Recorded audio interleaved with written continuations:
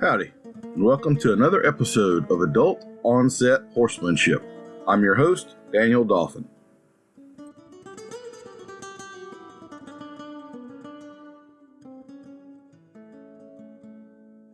This interview with Leslie Desmond experienced a bad internet connection that we had where she was dropping in and out dozens of times throughout the interview. So it's heavily edited. I apologize if there are still some spots in there where you can't understand what she's saying or whatever. I accept responsibility.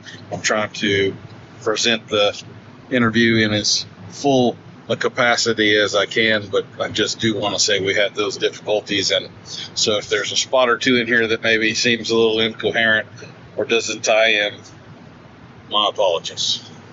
Our guest today is Miss Leslie Desmond. She is the author of one of the greatest horse books ever written, True Horsemanship Through Feel, a journey that she spent with Mr. Bill Dorrance, cataloging all of his ideas and putting them into a fantastic resource for the rest of it. She is currently working on some other projects based off of her 10 CD audio book set. I was just talking with her. She's saying that this is going to be 2 books put into one. The big title, overarching umbrella, will be called Bill Dorrance and the Gifts He Left Us, and that will be comprised of a section of Riding with Bill and then her own section, The Feel of a Horse. Miss Leslie, how are you doing this morning? What a nice introduction. Thank you so much, Danny. I really appreciate the opportunity to join in here with you again. We did have an unfortunate, abrupt interruption in our connection, and I'm very grateful to be back. Thanks for having me. Yeah, I guess I'll tell everybody about that because I have mentioned Facebook posts about this. Well, this is actually the 3rd recording of a podcast that Leslie and I have done, and had some technical difficulties and all. And then I butchered some audio editing, and then had a computer die with all the files on them and a bunch of other stuff. So while this is our 3rd chat, it'll be the first y'all will ever be privy to listen to. So anyway, I do appreciate your graciousness in willing to give me yet more hours of your time. Well, I haven't suffered at all because I find you very interesting to talk to, very engaging interview style. And my background as a reporter, I know something about interviews, but I think I could learn a little. I'll try to learn a little from you today and see if I ever have to get back to my reporting job. The secret is 1 cup of coffee too many. Okay. So, well, Miss Leslie, we start everybody off with the lightning round questions, icebreakers. These are for points and prizes, so you want to be sure to be on your A game here. First question, morning or evening? Are you more of a morning person or a night owl? Wrong question. I'm a 24-hour-a-day person. I think on one of the last, how you like to make that statement out? You were talking a little bit about sleep cycles and that sort of stuff, and I don't remember the name of the guy that discovered that, but are you still doing that kind of where you sleep for 15 minutes every 3 hours or however that goes? That was Buckminster Fuller. Yes, ma'am. It's 15 minutes every 4 hours, and anybody who's got a big job to tackle will be well advised to read his biography, because he talks about working in the 30s on some big projects for the government, and he had some impending deadlines that were 100% unrealistic, absolutely not humanly possible. And so he took some weeks out of his very tight schedule to figure out what exactly the human body needs, or his body specifically, but mostly what does the human body need to be able to function at peak performance? What are the sleep needs to be able to function at peak performance if your nutrition is covered and you're not, on a chain gang or something like that? But to really be able to have top mental output, acuity, good judgment, and continue on is 15 minutes every 4 hours. And people were freaking out while he did that study, and they were said, we don't have time for you to do a science project, pal. We need this deadline met. And anyway, that is how he was able to persevere, and I did take that on. No, I do not do it that way at the moment, but just to give you a little background about why I'm a 24-hour person, and most people who know me well know that I don't require much sleep. Before I was born, had 2 intercontinental trips on a boat, which was several weeks on the water while my mother was coming back from a junior year studying in Europe, and then going back to join up with my father where I was born in Germany. I don't know, because I'm not a astronomer. I'm not a baby expert, but somehow if you move somebody around enough and you go through 11 time zones back and forth, somehow you're in those time zones, is all I've ever been able to understand. And the note from the German Army hospital, it was a German hospital that the US Army had access to, I should say, for whatever they needed. The notes that came home with me were in German, of course, but it said, translated, "Strange American baby, does not cry or require sleep." Pretty much the notes. And that was translated for me by my mother. But in fact, I didn't cry. I was there for a week, and then I was put into the loving hands of some ladies from the church while my mother recovered. Anyway, and then we went back again. So then I had my 3rd trip as an infant. I wasn't raised in Germany, but born there. So I don't know whether 3 trips back and forth across the water is what makes you able to sort of seamlessly feel refreshed and recovered in any time zone for extended periods of time. But that is how I've been my whole life. Probably more information than anybody needed, but as a quite private person, and I am quite a private person, I don't put a lot of my information out on the social media, probably mostly because I'm too busy doing things I love to do. But that personal detail of my infancy, I think, explains why I really don't require much sleep. I'm thinking of a 3rd book that you need to be working on here, Leslie, because I really think the like side chats with you that have not a damn thing to do with horses are the most interesting conversations that we have. So I'm thinking Leslie Desmond, Celestial Time Traveler, or something along those lines, and then subtitle, I don't need no stinking sleep, maybe something like that, and then you go into these stories. Like, I think that could be it, because time, after all, the linear nature that we envision it, that's just a man-made construct. That doesn't really exist, right? I had another podcast with some ladies in Australia last week, and they're on the whole day in front of me. I'm talking to them on a Monday, they're talking to me on a Tuesday, and yet we're in the present. So 3 periods in time. It's like a triangle of there's got to be a 4th dimension in there, some other thing going on that we just can't quite organize our brains around. But time isn't real, people. It's not real at all. Well, there are plenty of stuff that isn't real. And one of the things that isn't real is the word reality, because there is only subjective reality. And one can only take stock of that if you postpone emotion in your discussion. And this gets us right to the topic of true horsemanship through feel, or the feel of a horse, which is going to be that's the 2nd book I'm working on there, which I began as I mentioned. I wasn't able to finish that book. I had an accident in Germany, and I was unable for 7 months to sit down comfortably or drive or fly in a plane. I mean, I could walk a little bit and things like that. I could lie down and prop myself up on one elbow and do some editing. But in the end, I had to remake the text that I had done as an audiobook, because I could lean against the wall, standing up, and record. So that's how I made the best effort I could to deliver what in another format, what I had finished so far. However, Yes, but you see, this was really quite a bit before. That came out in the end of 2006 and 7. End of 2006, I was done.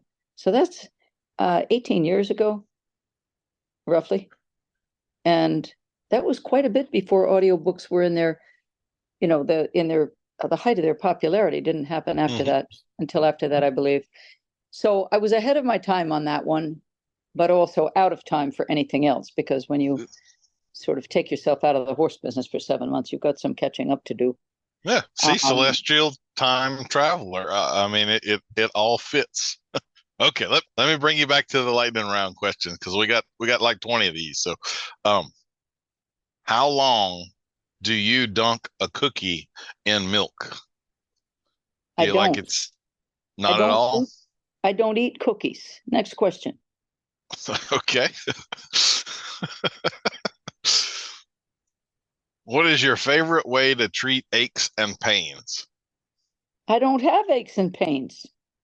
You're living a charmed life here, Leslie, but minus cookies, I guess. Maybe that's the secret. Well, I don't. The answers are connected there, because white flour, processed food, and sugar all create inflammation. And in 2001, I learned my lesson, because I couldn't even close my fingers. Do you see how my fingers are here? And you can't see through them? In 2001, I had very long hair. I could not braid it myself. In 2001, I had to have my apprentices grab the wheel often if I would have someone sit next to me. A lot of the time, I did my driving with my wrists. I could not grab. And even at dinners, there were several dinners where I had to have my meat cut for me before it came to the table at the kitchen. I learned my lesson about inflammation, because I didn't have any problem starting the day with a donut. Ever.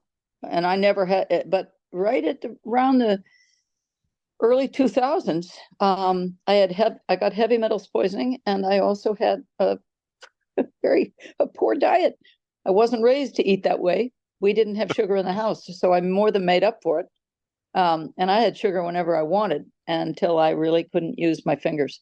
But I went on you can see I have no aches and pains. Okay, next lightning question. I was just thinking that could be an ebook as an aside. Leslie Desmond, your whole problem is too much sugar and sleep. That's right. Somebody once told me sleep is for the weak. There you go. Yes, but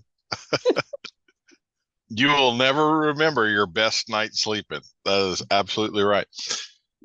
What skill? No, I do remember it. Got to correct you there. Okay. It was last night. All 20 minutes of it? It wasn't too long, no, but I did, because I'm starting to have very, very, very vivid dreams. So it's not exactly a sound sleep, but I mean, they're exciting. Yes, ma'am. I'm going traveling in there. Okay. Yeah, as we're recording this, we're right on the tail end of a full moon, and I've only had like 4 hours of sleep the last 2 nights, so that might be why I'm a little silly this morning. I don't know. That's okay. You're silly enough. It's perfect. It's perfect. What skill or technique do you not have with a horse that you admire in someone else and wish you did have? So that could be body work, or is there some avenue with a horse that you have not explored and you would like to, and gain this other set of skills or something? There are two. And I have made a good attempt at one, but then the horse couldn't hold up, because I was using a very fast horse who was extremely interested in helping me, but his body couldn't do it, so we quit. I won't push a horse when I know it's not right, and that is archery, mounted archery, and jousting. Those are two things I would be good at both. Jousting, really? Well, I mean, I don't want to hurt somebody, but I mean, it's nice to have your eye on the ball. I mean, jousting the way that they do it now, it's like mounted shooting or jousting or archery. I mean, it's basically you're moving at speed, and you got to be accurate at speed what you're doing. Okay. So like taking the ring on the pole, not I mean, I'm no offense, No, I but don't I'm want not to. imagining that your 110-pound self would be hard to knock out of a saddle with a big pole. I'm thinking No problem. yeah, the 300-pound man is probably not going to be a fair fight for you there within the jousting ring. I'm imagining, Leslie. Well, first of all, it isn't going to be any ring, and second of all, I'll be on a faster horse, and I can outmaneuver pretty much anybody on the right horse. But I found that out. Found that out when I was teaching polo, and I only taught polo for a short period of time because I didn't understand how hard it is on the horses and how truly destructive it is. So I got out of that. That was back in 1979. I taught polo for a year and I was good at that. That's why I was wanting to do the archery and the mounted shooting and the other things. But in order to do that, you really do have to have time and practice and go do this and that. And at least at the time when I wanted to do that, I would have needed another type of income because I was still trying to feather my nest and pay my bills in the horse business. So I didn't have time to dilly-dally around taking aim at things from horseback. But those are the things that I think would have been a really fun, a little bit like slalom. You know, it's like skiing at top speed down a mountain. I mean, I don't mind that. I don't mind doing that at all. I like it. And I think jousting is a little bit like slalom. You want to try to get between the boundaries. What is the most important quality of a horseman? We just have these real small, easy little questions for you like that. Yeah, that's a dandy. May I use 2 words in the answer? Oh, absolutely. Yes, ma'am. My answer would be good judgment and the ability to read a horse accurately. Amen. Good judgment takes a lot of time to have, and it's based, as we know, on multiple errors, multiple tries, and the capacity to forgive yourself and the horse and keep going instead of get hung up on the mistakes. So I would say that once a person has learned how to pass over and not take it personally that the horse didn't understand you, because the fact of the matter is, if the horse isn't understanding you, it's because you don't know how to present it. It's not because he's willfully trying to thwart you. And this is where most people make their mistake, by indulging in anger at the horse. There's no place for that. Yes, ma'am. On a scale of 1 to 10, how well can you back a trailer?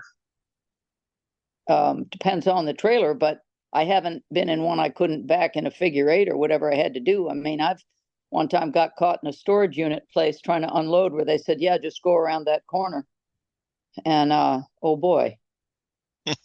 I said, do people unload there? I had a 3-horse slant load, and I had 1 credit card width between the wheel wells on both sides, and it took me 4 hours to get out of there backwards. And I did it, and I didn't take any paint off. But that day taught me a lot about, number one, listening to anybody who tells me I can go through there with a trailer. This was fortunately 20 years ago. I've learned, or more than that even. It was in California. I can tell you when it was. It was in 1998. So that's plenty of years ago. But most people who tell you can get in somewhere with a bumper pull trailer have never driven one, and that's what I learned that day. So yes, I can back any trailer. I can back any trailer. Yes, and I can do it left or right, not because I'm bragging, but because I've made enough mistakes to get the good judgment that I can now do it. Come on, I'm 70 years old, for crying out loud. Oh, okay, let me put it like this. I am an honest person, but I'd have a darn hard time admitting it if I had to give myself anything less than a 10 by now. DIY or sub it out. So are you a do-it-yourselfer, control freak, I'm going to do this myself without help, or are you hand it off to somebody else and let them take care of it kind of person? Well, if you took out the word control freak, I'd say the pleasure of it, the satisfaction of a job well done surpasses most things. I know that I'm not good at wiring, and I'm not bad at plumbing. I'm good at plumbing. I don't mind bending pipe. I don't mind working with pipe, but electricity, I leave that to other people. I don't like to do wiring, things like that. No, they can do that. No, I learned. I was just raised to do it myself. It wasn't I think you used some word about control freak. My father taught me how to work on cars when I was small, so I don't think that my tendency to work on my own vehicles is about control. It's just what I was taught. I had to hand the wrenches and do all the stuff with my old man. What a great guy he was. Holy cow. He died right in front of Christmas last year, so I'm still missing him quite a lot, but he shows up Sorry when he about that. needs to. We're all headed out the door at one point or another, but he left me with a treasure trove of information on how to take care of myself. So I maybe it's a control thing, but I think I like to give away whatever would help me in the bigger picture. For example, I don't own a snowplow. For example, I cannot abide painting a house. I had to paint houses in high school to get. Oh my gosh, what a horrible job that is. I'm right there with you. I would rather fight a bear than have to paint a house. Yes, ma'am. It is the absolute worst. Cutting in those corners and all that masking tape, you can forget it. Okay, so yes, I would say I'm very. I like being able to do most things, but as you would understand and perhaps agree, the problem is not the jobs and how to hire the right help to do it.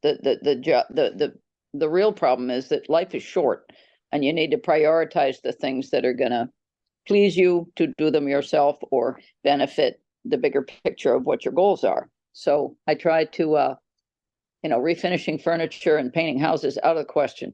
That's somebody else's job. I'm pretty clear on. But as far as growing food is one of my favorite things to do. Training dogs and horses, I'm right there. I like beautiful outcomes. I like cooking, and I like cooking for tons of people.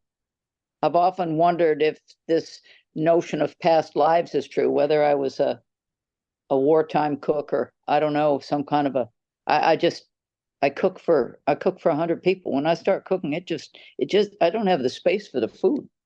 I don't know why, but it's pretty much what I've always done. And probably my mother and grandmother did the same. So maybe I just learned it there at the stove. I don't know. Bay or sorrel? Do you have a preference for colors of horse at all? My best horse was gray. My second best horse was gray. And they both got cancer. So although a gray horse is a beautiful thing to behold, born black, turn gray, turn white, get cancer, die. I only try to stay away from pink-skinned, pink-eyed horses just on account of at the time when those horses were passing through my days and then through my life. They didn't have those nice fancy face protecting sun shields for horses like they do now. You can pretty much I've seen many horses burned by the sun and very, very painful skin. So I'd say I'd just try to stay away from pink-skinned horses just on account of it's a lot of maintenance, and I feel sad looking at them that way. I wish people didn't breed them that way. Bay or sorrel, I've had both. I just love horses. Yes, ma'am. Do you think that it is cruel that they put an S in the word lisp? Yes. Very nice. Oh, I've never clapped for an answer before that. Yes, ma'am. Abso-freaking-lutely.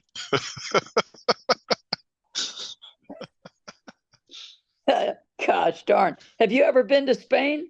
No, ma'am. Well, I don't know about the truth of this, but in Barcelona, it was apparently, and I say apparently because I don't know. I'll have to ask my friends if this is true or not, but I've heard them joke about it, so maybe there's some truth to it. There was a king, I don't remember who, or a prince, but there was a feared and revered leader who had a very severe lisp. And so the whole country in that region began to speak with a lisp so that people had to stop laughing at him because he would behead them, or he would see to it that they crossed trails with a guillotine. I'm glad that you liked my answer. I have known many people who spoke with a stutter and spoke with a lisp, and it's painful for them. So I have empathy for people who are trying to fit in with their speech and cannot, as much as anything. But my answer still stands. I think whenever we have those types of disabilities, the walking on eggshells about it is the worst thing that you can possibly do. The making a little fun, teasing a little bit, and so forth. I used to be an adult leader for a Boy Scout troop when I was in college, and there was a boy on there. I talk about him a lot. He was missing his left arm from just past his elbow, and it was not off limits to talk about. He would draw little faces on it. He named it Bob. He'd do like a little puppet show with his arm. I mean, he just had the best outlook. It wasn't a thing. It wasn't uncomfortable, and specifically because you could mention it, you could make fun of it. And so no, I hear you. Yeah. I think in the end, what I've learned how to do is just try to read the person and see whether they've come through a tough grade school experience. And if you just have to take everybody separately. The people who've been supported through their challenges are generally going to be a lot better off than the people who've had to stand alone and take a pounding for it. Dogs or cats? Do you have a preference? I'm allergic to cats, but I admire cats. Some of them are extremely funny. They have a very entertaining way of dealing with other animals, and of also dealing with us. I've never owned one because we just didn't have them in the house. My brother and I were both allergic to them. Dogs I love. So I would just say animals I love, but the cats, I just haven't had an opportunity to get close enough to them to cherish them the way I do a dog. Do you have a particular breed of dog that you favor? Ones with hair. Okay. So that's kind of a general thing. I don't like those hairless cats and hairless dogs they've come up with. I'm not in favor of that. No, I have a hard time with that idea. Mm-hmm. I don't know why they did that. But anytime you start jacking around with nature, it doesn't sit well with me to see those things, Yeah. People love to play with recessive genes for some reason. It really goes against the grain for me to see an animal without hair. It's something wrong with that idea. So yeah, as long as the dog has hair. I've had many dogs. I trained dogs in high school. It's how I bought my first saddle. My father taught us how to train dogs, and he didn't hit them and yell or jerk on their neck or anything like that. In a way, it's kind of interesting.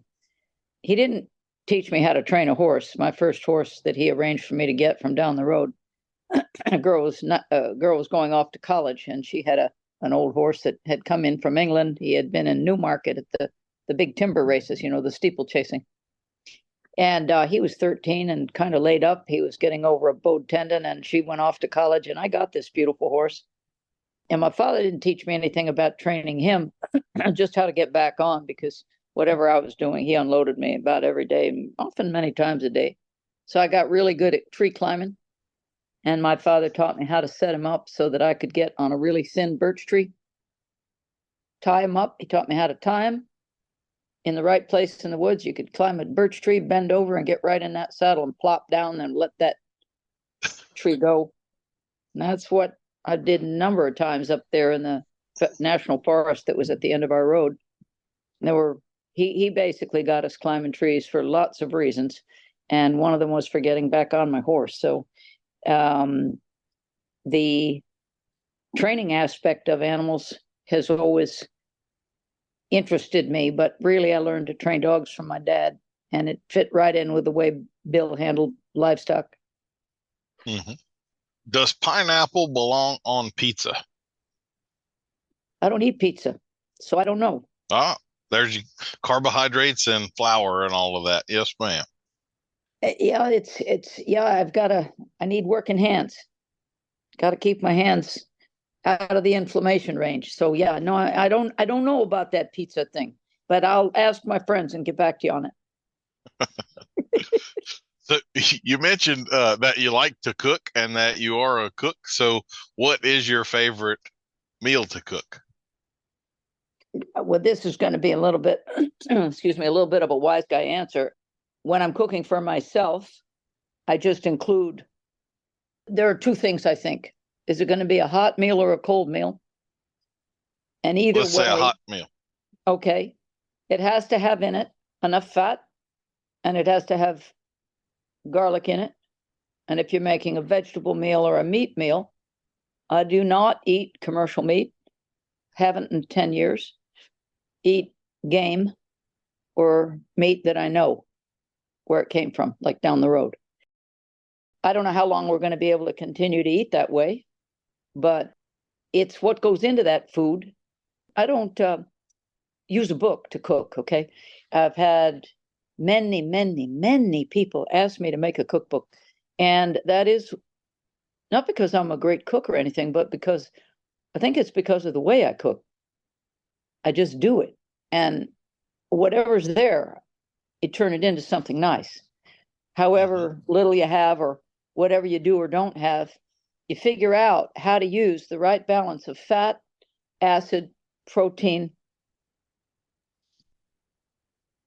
I like that Vitamin. saying with cooking that like you add the salt or the spice or whatever until your ancestors tell you to stop. That's just, it's not a half a teaspoon or whatever. It's just, yeah, that seems about right. So and anymore, the key thing is you have to know where your stuff is coming from. You got to know where it's sourced. And for example, is your salt mined? If it's mined, does it have any heavy metals in it? If it comes from the sea, is it coming from an inland sea? Is it coming from, Salt Lake City area? Or is it coming from seabeds? Is it Celtic sea salt? Is it Himalayan mined salt? Or Himalayan, however you want to say it. You just got to understand where your stuff is coming from nowadays. That's what I mainly do. It's not, do I have a special dish? I'll just tell you another thing about this, okay? Here's how I got over the heavy metals poisoning and the inflammation. In addition to changing my diet, I relied on information that was connected to my blood type. It's called Eat Right for Your Blood Type, I think. Anyway, the guy's name is Dr. Jonathan, Jonathan D'Adamo, D''Adamo. So I have A positive blood, and I looked at the things that I was eating that were clearly creating inflammation in my body and making more work for my digestive processes, the enzymes in your stomach, all of what you need to do to eat properly and not go against what your body is saying. And I want to talk about this for a moment because it matters to me greatly. And I don't have a lot of regrets in life. I have a few. And one of them is that I did not take off the internet when it was on there. There was a paper from Cornell. There was another paper from Tufts. There had been a call for papers on blood typing in horses, because you have to have, for optimum health, the food that your blood type works well with. Now, A positive blood is not a fan of nightshades, which would include potatoes, eggplant, bell peppers, tomatoes. Okay, I happen to like all those things quite well. When I was eating a lot of sugar and reckless with my diet and not caring, start with 2 donuts and then have a ham sandwich at lunch with whatever kind of bread there was. When I was eating that way, and where I ate birthday cake if it was passed to me, and a bowl of ice cream whenever it came along, when I was eating that way, my body would revolt against everything my blood wasn't synced with. And once I got myself cleared out of the heavy metals and the inflammation, I can now eat those things with no ill effect. But when you talk about what's my favorite thing to cook, it's anything that would put a smile on somebody's face that's eating it. And what I've learned to do is to find out, if I have large groups of people, whether anybody's allergic to nightshades or whether the kinds of things I like to cook with make a problem for people, because I can like to cook whatever I want. The minute it bothers somebody who's eating it, then I don't feel so fine. You see what I mean? Yes, ma'am. It's not the answer you were looking for, probably, but I was thinking like scallops, but hey, whatever. No, I'm teasing you. That's fine. No. Yes, ma'am. Do you like scallops? I do. I like just about any kind of seafood that there is. Seafood is one of my favorite categories of food. So there's not a whole lot in seafood that I don't love. Well, how about if when our paths cross sometime, I will make you my seafood chowder. See if you give me a thumbs up or thumbs down. Sounds like a plan. I know you'll be honest. Yes, you'll be honest. Would you share with us a horse industry related pet peeve? Yes. Double standard. Okay. Which one? Which of the many? Exactly. Exactly. One of the things that bothers me the most is armchair warriors who are criticizing people for what they do with their horse when they haven't even had a horse for more than a year. They didn't grow up around horses. They're following people for personality and social reasons, ganging up on people who are doing their very best. I'll give you an example. There are many examples that you can find out there, but basically what I don't like is, on balance, the way social media has interfered with the joy of owning a horse for many people. It has its downsides for sure. Yes, ma'am. And it also has a profoundly powerful and effective and educational feature, which is not to be scoffed at. I mean, the kind of education you can get now on the internet, if you choose your mentor wisely, you can find out a tremendous amount of information that you wouldn't have been able to find without traveling long distances, say 10 years ago. There's just an immense amount of information out there, but you've got to be a discerning consumer. If you can't get to somebody to check them out, and what I usually use as my guidepost is, I like to see someone ride their own horse. And then I like to see someone on the first or second ride on someone else's horse. The horse will tell you what the person is doing. The horse will tell you if it's a fitting approach. And that doesn't mean that the horse is the only way to tell. But I would say my pet peeve is multifaceted, because I think most of the people getting into the horse world today will probably not be in it in 3 to 5 years. As adults, they don't stay long because they run out of money, because unscrupulous people relieve them of their investment very quickly, buy the same horseback that they sold them. What my basic pet peeve is the way that horse-loving people are exploited by people who know how to do that, and they're still willing to do it. It just gets back to something that's just about human nature in the end. I mean, in the 30s, there was a whole effort by the federal government right around the time when Buckminster Fuller was working on his offshore turbines, trying to figure out whether you could get. He was on the project that he learned about all this sleep science, was to see if he could get electricity from the tides. But they never really overcame the problem of how much sand gets in this thing. You can't have tides without a bunch of sand and seaweed and fishes and all kinds of stuff flying in there and messing up your machine. Now, I don't know whether they've improved on that and they're just sticking it on the shelf for when there's nobody left here to even need the electricity. But whatever it is, anyway, in that same period of time, FDR, Franklin Delano Roosevelt, he put up a lot of federal money to record things that were happening in the Depression. There was a big dust bowl. There was a big dehydration. There was huge droughts all over the Southwest. The place was drying up.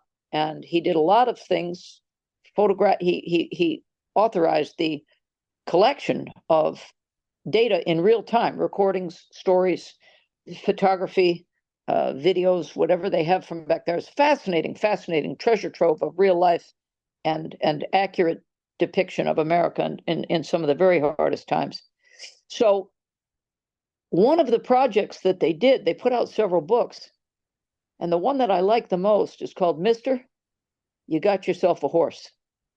And it's a story, real true stories of the way that horse dealers, after the advent of the combustion engine, and all of these horses were flooding the market where people were getting cars, and tractors were taking over, and you had threshers and balers and this and that. And, people were still out there trying to get, Massey Ferguson or John Deere or all these other ones. The windmills were still pumping water, but you had a lot of people involved with mechanics and much more. The shift was getting away from fixing the harness and repairing wagon wheels, and it was going straight into mechanics and automation and all this. So there was just a flood of horses on the market, and still plenty of prospective buyers who didn't know enough about horses to see what they were getting sold. So this book, which I highly recommend people try to find, it's called Mister, You Got Yourself a Horse. It would be really good if somebody could ever do an audio book on that and put it out as a Kindle book. It is the funniest book, and you know just from reading it that it's 100% true. But this was all the way that people were tricking people into buying a horse, and buying a horse that wasn't going to hold up or do the job. Or one horse had a strangles, and strangles is not polite to look at, and this horse was just really in trouble. So they did some things to hide that problem. And then there's horses that had wobbles and horses that had this and that, and the descriptions are just so believable and so credible. But I wouldn't say that people have changed much, and I'm not trying to impugn horse dealers as a breed, because as a breed, horse dealers are a breed, as sort of like used car dealers. But of course, there are good car dealers and good horse dealers too. People who love cars and want you to be a return customer. But the kind of horse dealers that you find now on the internet, how many horses have I had, Danny, that in come to me that were first time horse owners, bought them straight off the internet, delivered to the back door? I can't believe it. And that gets back to do you like a bay or do you like a sorrel? Or do you just like a good screwing on the internet where your money goes away and the horse is totally useless and needs to be euthanized like tomorrow, if not today? Yes, I've seen just way too much of that. So I would say that's my pet peeve, is that basically it's become a platform for the keyboard warriors, the know-nothings, and to some great extent, exploitive people. But that's just really more of a comment about human nature, I should say, because those people those folks are out there. Just got to be sharp. And I like to go around people like that, not straight at them, It's kind of like lawyers, right? 95% of them are giving the other 5% a bad name, right? So this is normally kind of a throwaway question, but I have a feeling I'm going to get an interesting answer from you on this. So, feral or spoiled, which would you rather deal with? And I guess for you, I have a secondary question. Do you believe that there is such a thing as a spoiled horse, or would you categorize that some other manner? Thank you for saying that. Well, it's all pretty subjective, because you say feral horse. It depends on how you find that feral horse. I mean, a feral horse that gets delivered to you in a rope and halter in a trailer is feral and likely damaged in some way, because the BLM historically has had some pretty rugged ways of delivering horses to the public. Were they born in captivity? Are they Mustangs? Are they really feral? If they're really feral, you're out there in the woods or in the wilderness. So in that case, I'd have to defer to Monty Roberts and ask him how he snapped his fingers and got Shy Boy to gallop up to him. If I knew that trick, then I'd be all about the feral horse. But when you talk about feral as delivered by the BLM, they're spoiled, but they're spoiled in another way because they got, most of them, a very bad idea about people. I've spent time with Mustangs. I've had several. I've trained Mustangs for people. I know that they can climb a 12-foot fence just like a fox. They can go right up and out and over, get hung up on the stifles, land in a heap on the other side, pick up and keep going. I saw a horse do that down in the Carmel Valley one time. I opened, it wasn't 12 feet. That fence was, I think, probably more like 7. Wasn't a big horse either, but it was up and over he went, got hung up on the stifles, landed in a heap, and he was up there in that river valley there in the Carmel Valley. He was, I think it was weeks before they got enough guys that could get him sort of positioned in a way they could rope him in a field near a parking lot, get him somewhere where he wasn't going to get hurt or get in the road or something.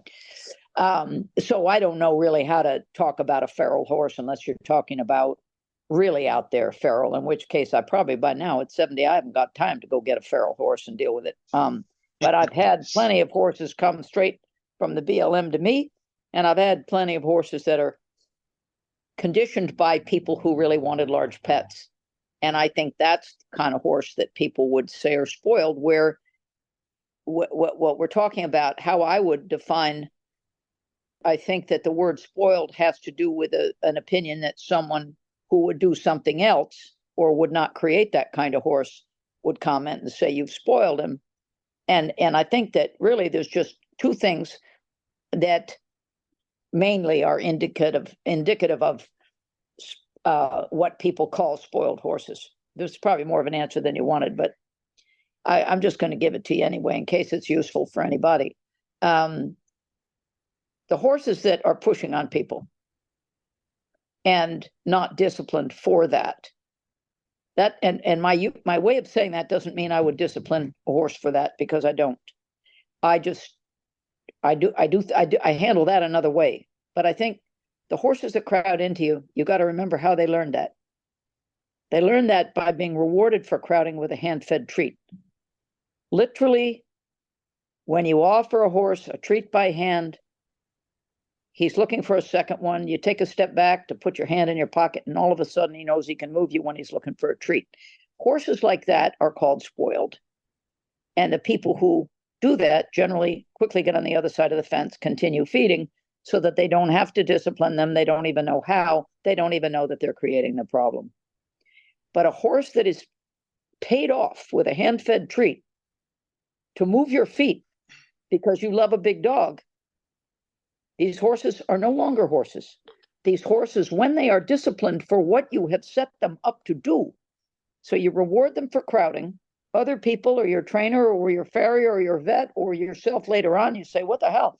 And I'm going to pound on you for doing this without realizing your contribution to the problem. The horses are not to blame for this. They are doing what they're taught. They're doing what they're shown.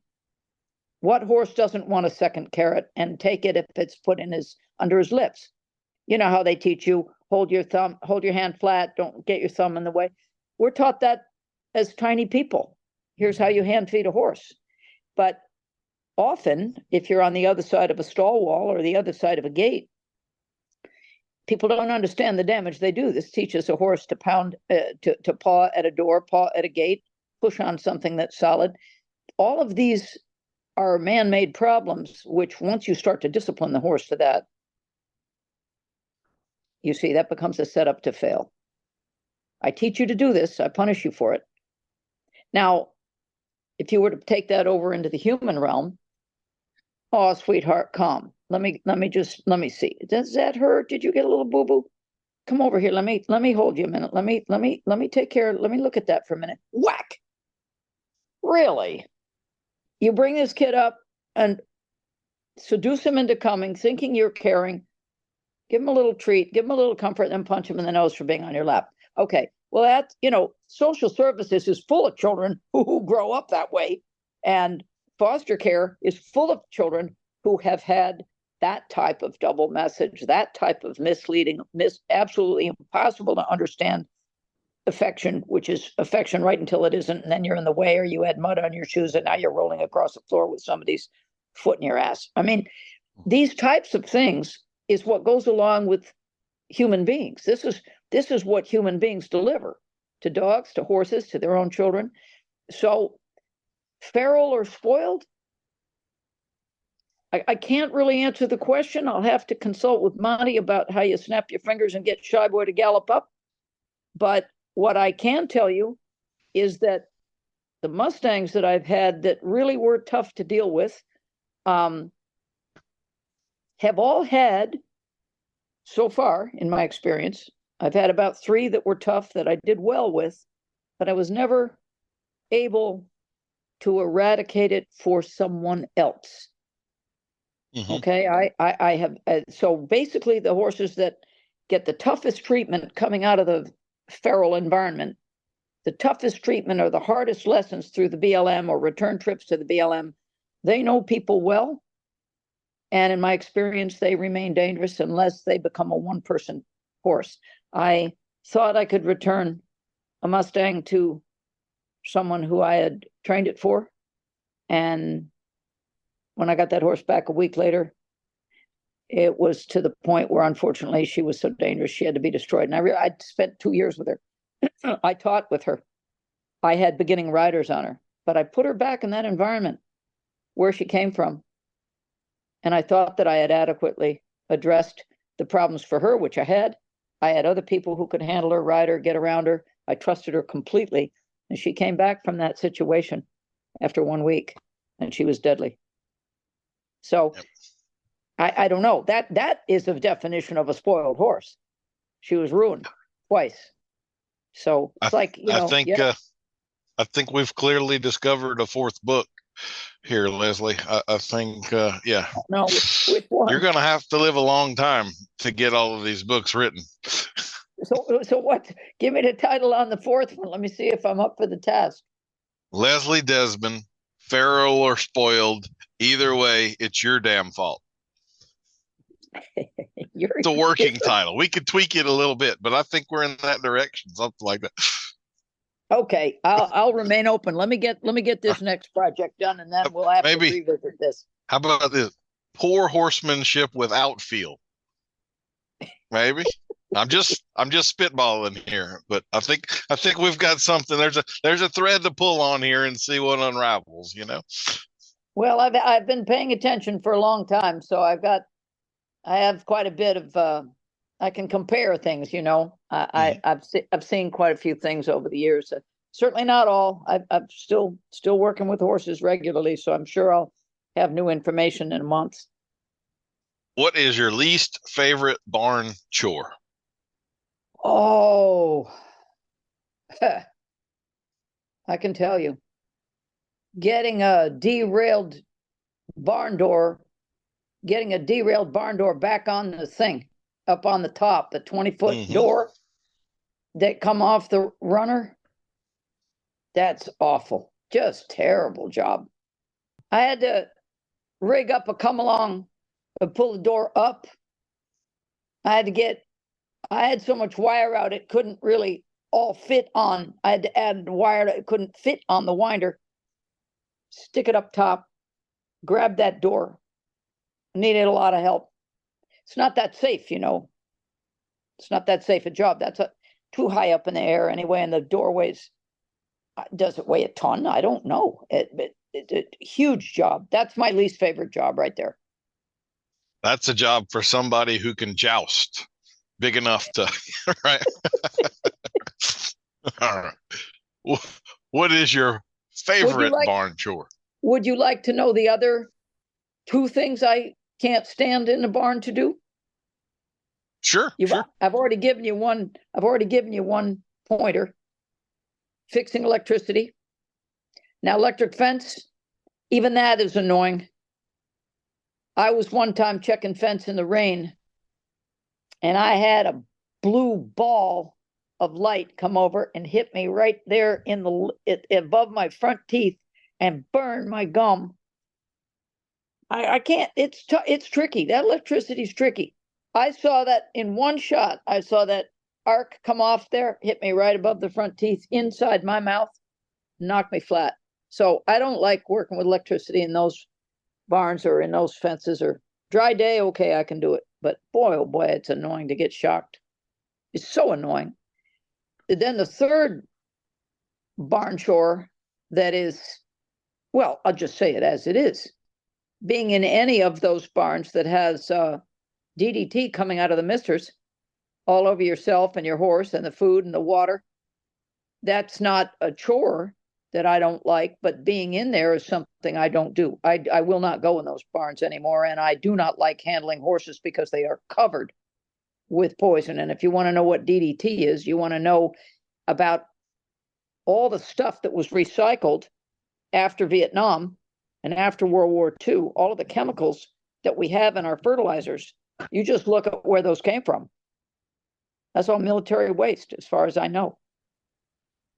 That's where we got all that stuff in our ground, in our soil, in our stuff, because it kills things. Mm-hmm. And maybe I'm wrong about that, but I've heard two talks about it.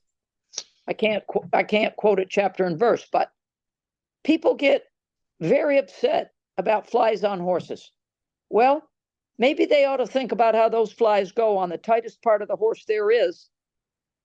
What's the tightest part on most horses? Tightest part is the neck in most horses that have been ridden. The neck, scapulas, the top of the croup, and the belly. Okay? So what do? They cover them with poison so that they don't move their bodies trying to get these flies off. Now, a horse alone in summer, that's not nice. But a herd of horses, and I have many, many, many hours of film of horses taking care of each other's flies. And they don't have to, these people do not have horses that have flexibility issues. You got a mare that can get all the way back up inside by her udder bag or milk bag and take a fly off with her teeth. That's flexible. Well, you've got a horse that's standing in a stall with a sheet on covered with poison. That horse is stiff as a railroad tie, right? It's like a brick. It's a ride of brick. Got horses that don't even put their head down on a fetlock all summer long because they're all suited up and duded up and poisoned up. And then you complain about having a stiff horse. I mean, you pay for body work because he's so stiff all winter long.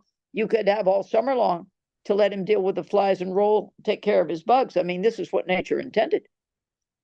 I'm not saying that you don't put a brush out. You know what I'm saying. Mm-hmm. Yes, ma'am. I will say on this, there's one of these little deals that floats around social media, and I feel obligated to confirm that this does in fact work. If you get like at the dollar store or something, they'll have these little poise, not the right word, but basically it is a little replica of a dragonfly on a stick. And dragonflies are predators of mosquitoes and flies and all these things. If you take one of those dragonflies on a stick and you put them in your horse's mane and tail and stuff, there will be no flies on that horse. The flies see the dragonfly, they fear it, they stay away. It absolutely works. It's crazy. I understand that it sounds crazy. I've tried it out. It actually does work. So go for it. That is nice. Yeah, that's a great thing to have in mind. No chemicals. Yeah. Yeah. So I would just say the fewer heavy metals, the fewer toxins you can have in your body, the longer you're going to live in a good way, and your animals too. I think it's really time that we pay close attention to this. What is your favorite barn chore? Well, getting there. Okay. Just going there. Just going there. I like fixing fence. I like the look of a clean pasture, I'll tell you that. I like a look of a clean pasture when it's done.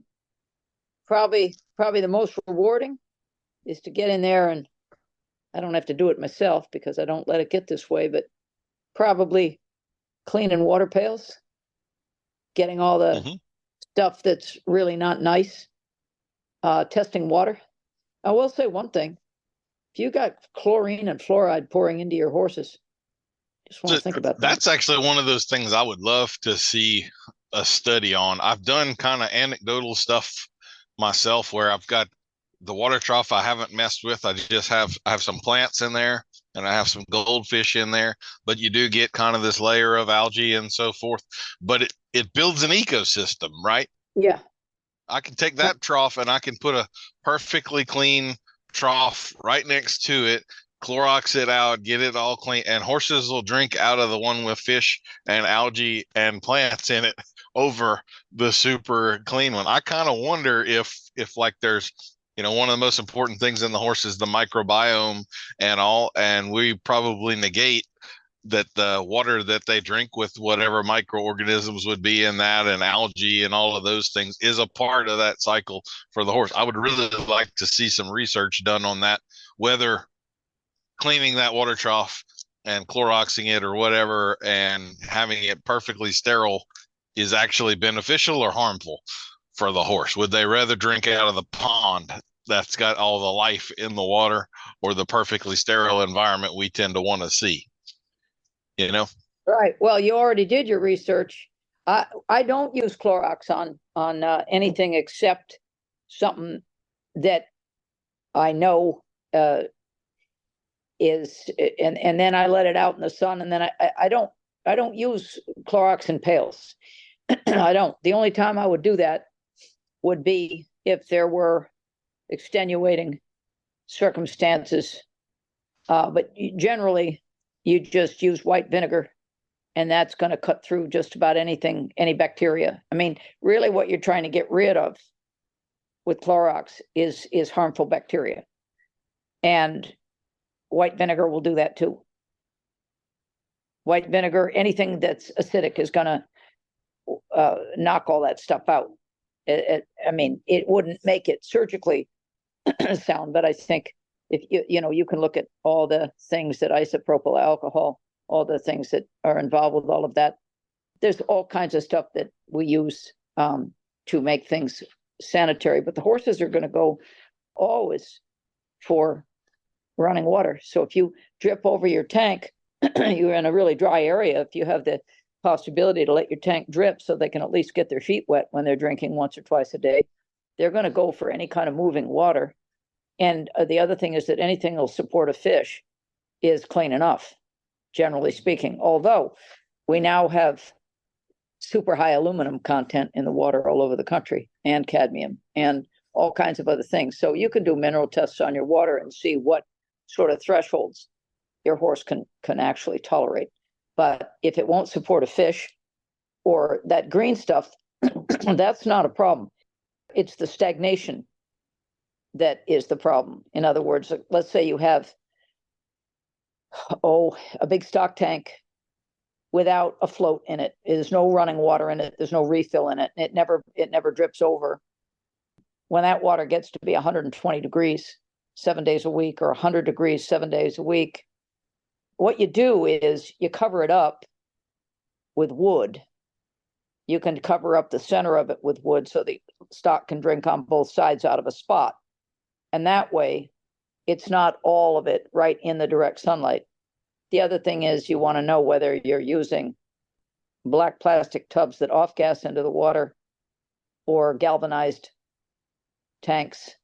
You have your choice, or are they drinking down on the ground level? You can basically bury, and this is something that I've would do if I ever had the opportunity to do it again. I would take one of those huge, big, round galvanized stock tanks, and I would put that right in the ground with a drain so the horses could drink with their heads down. And then you would be able to cover that, and it would stay cool in the earth. Do you see what I mean? If you drop it, let's say you just excavate that and stick a drain in there.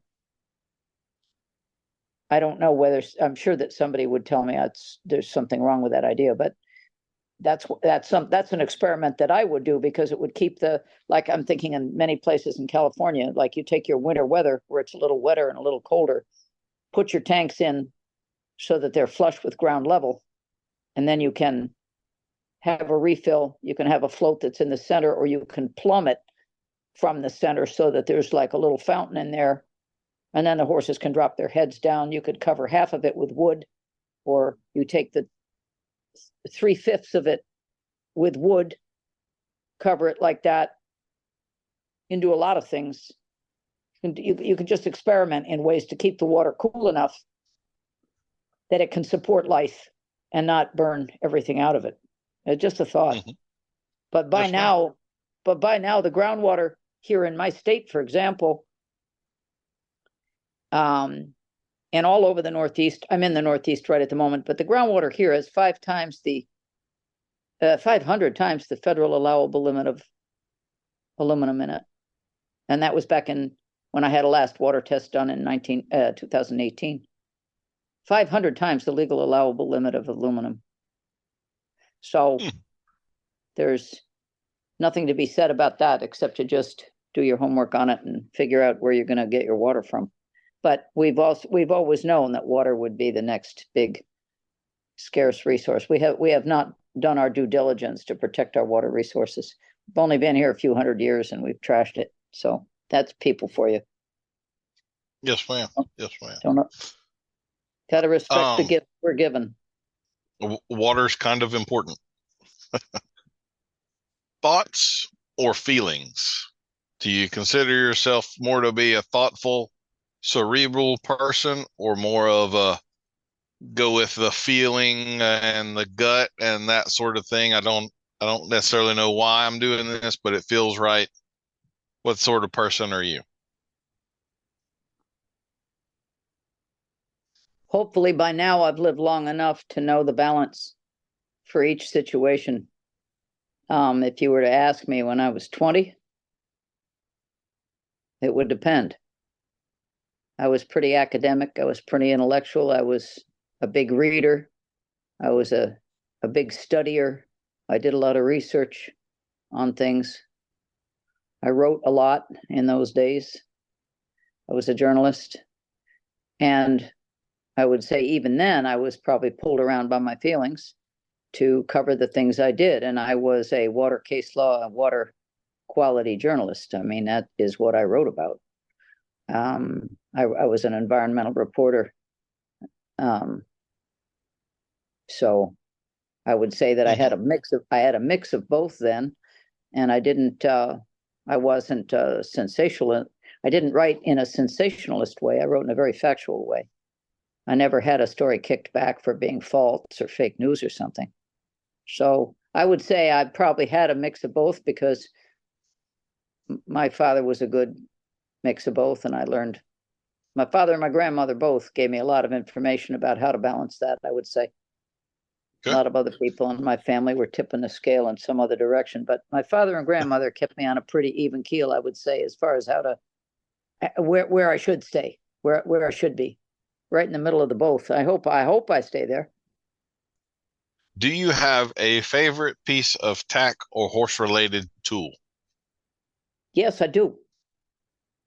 Well, I'm going to give you the wise guy answer first. I know that you're talking about something animate. You're talking about an object, but it can be whatever it is. When I originally designed this question, I was thinking more the sentimental kind of a thing. Like I've got this saddle that was given to me by so-and-so or this particular bit, but it could be that, it's a rope halter and a 15-foot rope, or it's whatever you want it to be. Okay. Well, I was just going to say the equipment that I really count on is what I've learned. And it's not necessarily, I'm not an equipment dependent operator, I'll put it like that. But if I had to take what I will tell you is that I had a really good amount of time around people that understood horses very well and could do anything they wanted with damn near any horse. And learning how to use a riata, I'm not talking about now for roping cattle because I'm not a roper. I'm not a roper. But I do use a riata when I'm starting a colt. And I do use hobbles when I'm starting horses. And I do educate the neck before I'll ever educate the mouth. So that basically I'm gonna ride a horse, train a horse, or reschool a horse so that he's sure about where I want his feet, in what sequence, at what speed, and when, without a fight, without him fighting me or me fighting him. And so the tools that I have learned is a figure eight hobble, and teach him how to understand that, and that'll help your farrier. I'm not talking about just lash 2 feet together and let him hop off into the sunset and take his chances. I'm not talking about that kind of hobbling.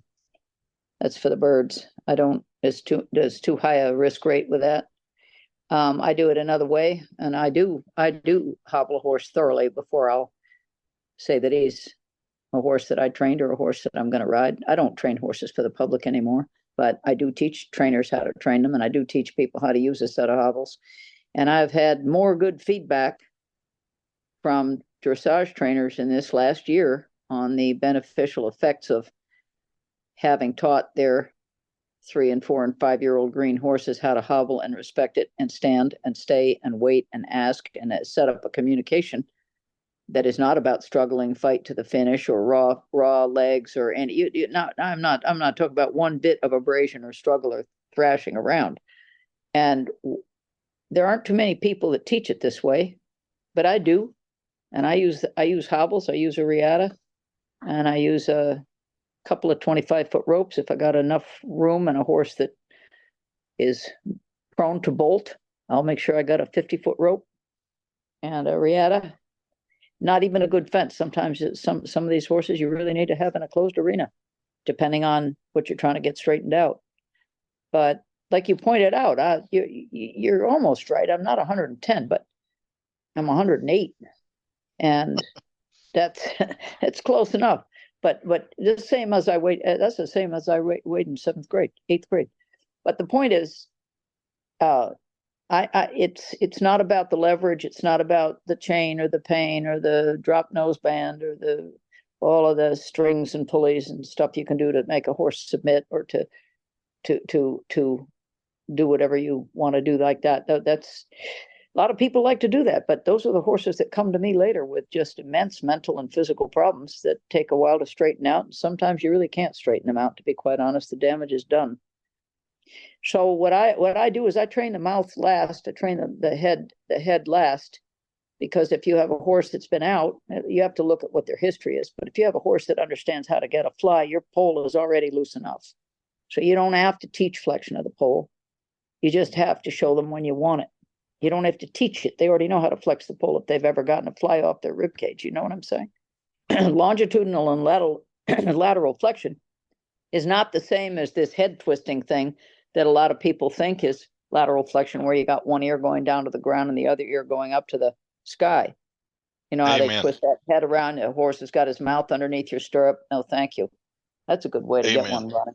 No, thanks for that. That's one of my biggest pet peeves. Yep. Yeah, you could add that to my list right there, is people who don't understand that and who are teaching that. And the other thing that's really unhelpful is these people who walk around, click for this, click for that, click for everything. And the same folks are likely to say, whoa, every couple minutes while the horse is trotting. What they mean is, would you slow down a little? But whoa is whoa. If you're going to teach a voice command, that better mean something. So I don't know. I mean, you asked me what's my favorite equipment. In the end, it's just going to be your ability to read a horse and your body language, and hopefully some kind of area that's got enough room for the horse to make a choice and not have to submit and then get defensive and try to hurt you or try to get away. You just really need the right amount of space to train a horse in. That's what I can tell you. And I don't have to tell you like that because you already know. But particularly if you're dealing with stallions, and I get called on a lot of those ones. Some of them are really huge, I'm telling you.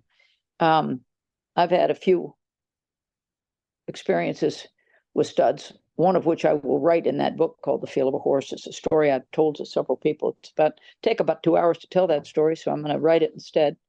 But it's amazing what the people are willing to do to get a 3 or 4 or 5-year-old stud over here and sell it to somebody who's going to fork over anywhere from $80,000 to $280,000 for this thing. And then who do you deliver it to? Somebody down in Lexington, Kentucky or Ocala who can't handle it without a needle and a stud chain? I mean, come on. What are you thinking? This is where horse training gets a bad name. This is where social media gets a bad name. This is where, like you say, what did you say? 95% of them give 5% of them? Something you said there about the lawyers. Yeah. Yes, ma'am. The 95% give the other 5% a bad name. Yeah. There certainly is probably room for argument on that ratio. There are plenty of people out there that know what they're doing with horses, but those that are marketing quick trained studs to get on a plane and show up over here and be delivered to people who have no clue and no experience, by the time they fail and go through a few of these boutique trainers, they get sent out west for cowboy training and come back with their hat in their hand. But you see, those dressage riders and a lot of those upper level folks that are whatever that means, they're not prepared to get a horse back that had 3 or 4 failed attempts in the fancy zip code areas, and then get shuttled out to some desert someplace and worked over till he doesn't even know who he is, and then sent back, and he's no longer fit for the job. So it's astonishing to me. But there is one stud that I worked with, and I'm going to tell that story about, and I had to buy another horse to do it. See, this is the thing that a lot of people don't understand, is that you sometimes need another horse to help you train a horse, right? So that you can get around, so that you don't get hurt, so that you can be on a horse that can stand up to that horse and not let that horse do to you on his back what he has been doing to people in stalls and aisleways. And it's much more helpful if you have a horse that comes in loaded for bear and is already a predator, 3 and 4 year old import predator from Denmark or Germany or somewhere. I've been around that kind, okay, and more than a few times. So I'm not maligning anybody. It's just a phenomenon. It's called quick sale of a stud, and they get them ready to go on a plane or do whatever, and they dump them out to the trainer who's purchasing for the investor or for the syndicate or whatever. But by the time some of these horses arrive, they already can't stand people. I think the value of training a horse that has already become a predator, the value of training a horse from the back of another horse, shouldn't be underestimated. Because if he's already learned to take people out, and you're mounted on a horse that isn't going to tolerate that, you're going to get to that horse's feet a lot better than if you try to continue teaching him how to fight people, where he's already learned quite a few more tricks than you might know about how to avoid getting haltered or hit again or whatever else. I'm talking particularly now about stallions that seem to take quite a bit of the brunt of human ignorance when it comes to quick sales of a stud. They get pushed through a training system, many of them, and dumped out here completely unprepared for life around people with high expectations and, insured to the hilt, lots and lots of money spent on them and the transportation and all the rest. But in the end, many of these horses just go through 4 or 5 boutique trainers who've got more ways of hurting a horse. And then in the end, it gets sent out to some cowboy in Oklahoma, which is a challenge in itself, the transportation, the training. But by the time they come back, they're not fit for the dressage world. They're not fit a lot of times for anything except ranch work. Anyway, those are some of the reasons why I like to use the equipment I use, is because even horses, and that equipment includes a good saddle horse. Absolutely. Stallions are definitely one of those areas that some people are really good with them, and they don't treat them any different, and they still come out of the program just fine. And other people can really take them off the rails and turn them into the dangerous worst thing you got going on. Yep. Okay. Final question for you. What is the best smell in the barn? Fresh hay. All right. That's a good answer. Fresh hay. Well, like I said in the beginning, this was all for points and prizes, and I'm tabulating your score here. And I have good news for you. You're the highest scoring guest that we have had play this game so far. You've got a grand total, a new record, 3,584 points, Miss Leslie Desmond. So that entitles you. I did not know you were giving scores on this. Oh my goodness. So that entitles you to either a genuine compliment or an awkward silence, your choice. From who? Me. An awkward. Oh no. I'll leave that up to you. You're the master of ceremonies. You decide. You've already given me a compliment. We'll do an awkward silence then. How about that? Okay. There's the awkward silence. Thank you.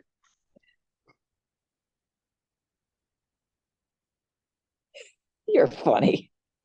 I love awkward silences. That's one of my favorite things. So anyway, okay. Well, Miss Leslie Desmond, would you kind of give us? I'm sure everybody is somewhat familiar with you, but would you give us kind of the 30,000-foot view of what it is that you do in the horse business? Well, I was pretty long-winded on those other answers, so I'll try to keep this to one sentence. I'd say my goal is something I'm learning how to achieve better and better, is to fit where I'm needed when I'm needed. Okay. 30, I like that. 30,000-foot view. Okay. Well, why don't you tell us? I mean, obviously you're well known for the book True Horsemanship Through Feel, but how do you do clinics and things? You're a guest on multiple podcasts. I know you're doing another one this afternoon. You're writing some other books. What sorts of offerings or methods do you have to play that role? Like, do you do virtual lessons with people? You have online groups, or how do you go about accomplishing doing whatever you're needed to do?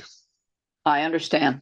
Yeah, as a matter of fact, the podcast that I'm doing this afternoon is an online coaching session that I offer to my students. And I'm gonna explain to you how I work now, because it's a little different than what most people do.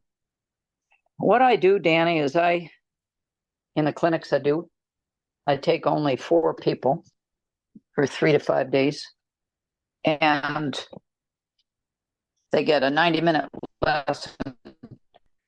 And this is after an initial day of a demo where I work all of the horses, and I watch them walk, I watch them move, I watch them handle their horse a little bit, and then I work their horses on the first day, and we talk about all the things that we are going to see affect them,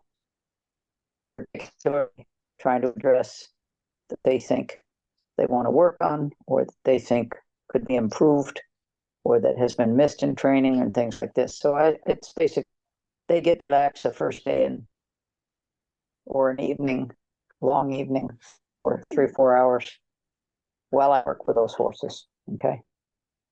I do take auditors, but I take auditors in 2 ways.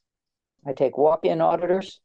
You can come for a day or for the whole duration, but I don't take questions from auditors who come in that way. I pre-register my auditors. Pre-registered auditors are welcome to ask questions. There's time for questions several times a day at the 3 or 5 day clinics that I do. But I only take 4 riders, 4 people handling horses.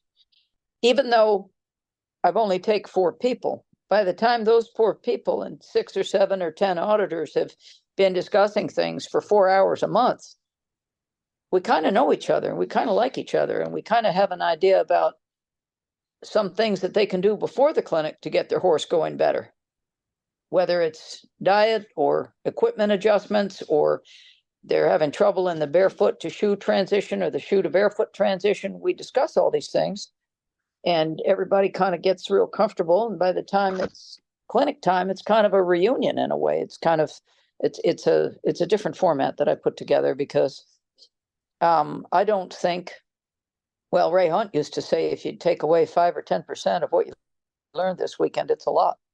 I learned the most by watching and by listening and by being able to ask questions over the years. Surely I did learn when I had colts and clinics, and I was learning how to do things I hadn't done before. That was helpful, but really what I learned the most from watching. So I do understand the value of auditing, but as these clinics of mine have gotten extremely focused, and I'm a lot of trainers come. I do take first-time horse owners also on occasion. They find their way to me and decide to just kind of start in with a pretty intensive and pretty thorough background. They really want to. This is really the truth: is that advanced work is only a refinement of the basics, and if you're missing some of the basics, your advanced work is going to fall apart on the way there, or after you think you've arrived, you'll realize that you've actually hit a plateau. So those are the people that find their way to me as a rule, and many of them are, by now got quite a career and quite a following and all of this and that, but I don't want to forsake the auditors because that is where I learned so much in that capacity. So I have two types. You can walk in and watch for a day or for the demo. You can come for the whole time. However, I prefer that if questions are asked, they are questions that are not going to be too basic. So the people who really, really want to learn as auditors, who cannot pre-register, they come in and they're going to learn by listening, not by asking questions. The ones who are going to ask the questions are the riders, and then those auditors who pre-registered and joined the riders in a 6 to 12 week advanced discussion. We talk 4 hours a month, usually for 2 to 3 months before the scheduled course. So we know each other quite well by then. We got an idea, and the auditors are also welcome to submit pictures of their horses, questions they have about their own horses, because of course it's easy to understand that the riders will benefit from that as well, even if that might not be a problem they're currently experiencing or a thing they've ever seen before. You can't learn enough about horses. I mean, there's always going to be one more horse that'll present you with something you never thought about or you haven't seen. So I'm finding that this has been very successful. It does take up a huge amount of my time. The auditors pay more than the walk-in auditors, but that also gives them the privilege of joining right in at the rider level and being included in all the discussions. And then during the course, they can ask questions at the question time. And that's really the only way that I can be fair to the riders who only have 90 minutes a day of private lesson with me, but there's only other 3 people. So it's a very intensive course and I'm loving it. People like it. It's a good format. It's a little more expensive than what I thought I would have to charge, but it's absolutely worth it for, or at least has been so far, for all concerned. And so that's a different clinic format. The other thing I do is I am available to rescue centers, and I'm available, and I do fundraisers for people who are working with, equine assisted learning. I do fundraisers for people who are in the rescues, rehab, thoroughbred rehab, breed-specific rehab, and layout places, and just the general public places that take in horses from kill pens and from less than great circumstances when people can no longer take care of them in a good way. So I do fundraisers for those all over the country when I'm traveling, and I try to set that up ahead of time. And obviously, they don't get 100% of the money because I still have to get there and I have to get down the road to where I'm going. But I found that it is a wonderful way to share knowledge and to meet very, very dedicated people who just don't have the opportunity or the funds to travel and to get a good education, or at least to expand their education in new ways, which I am certainly committed to offering while I can.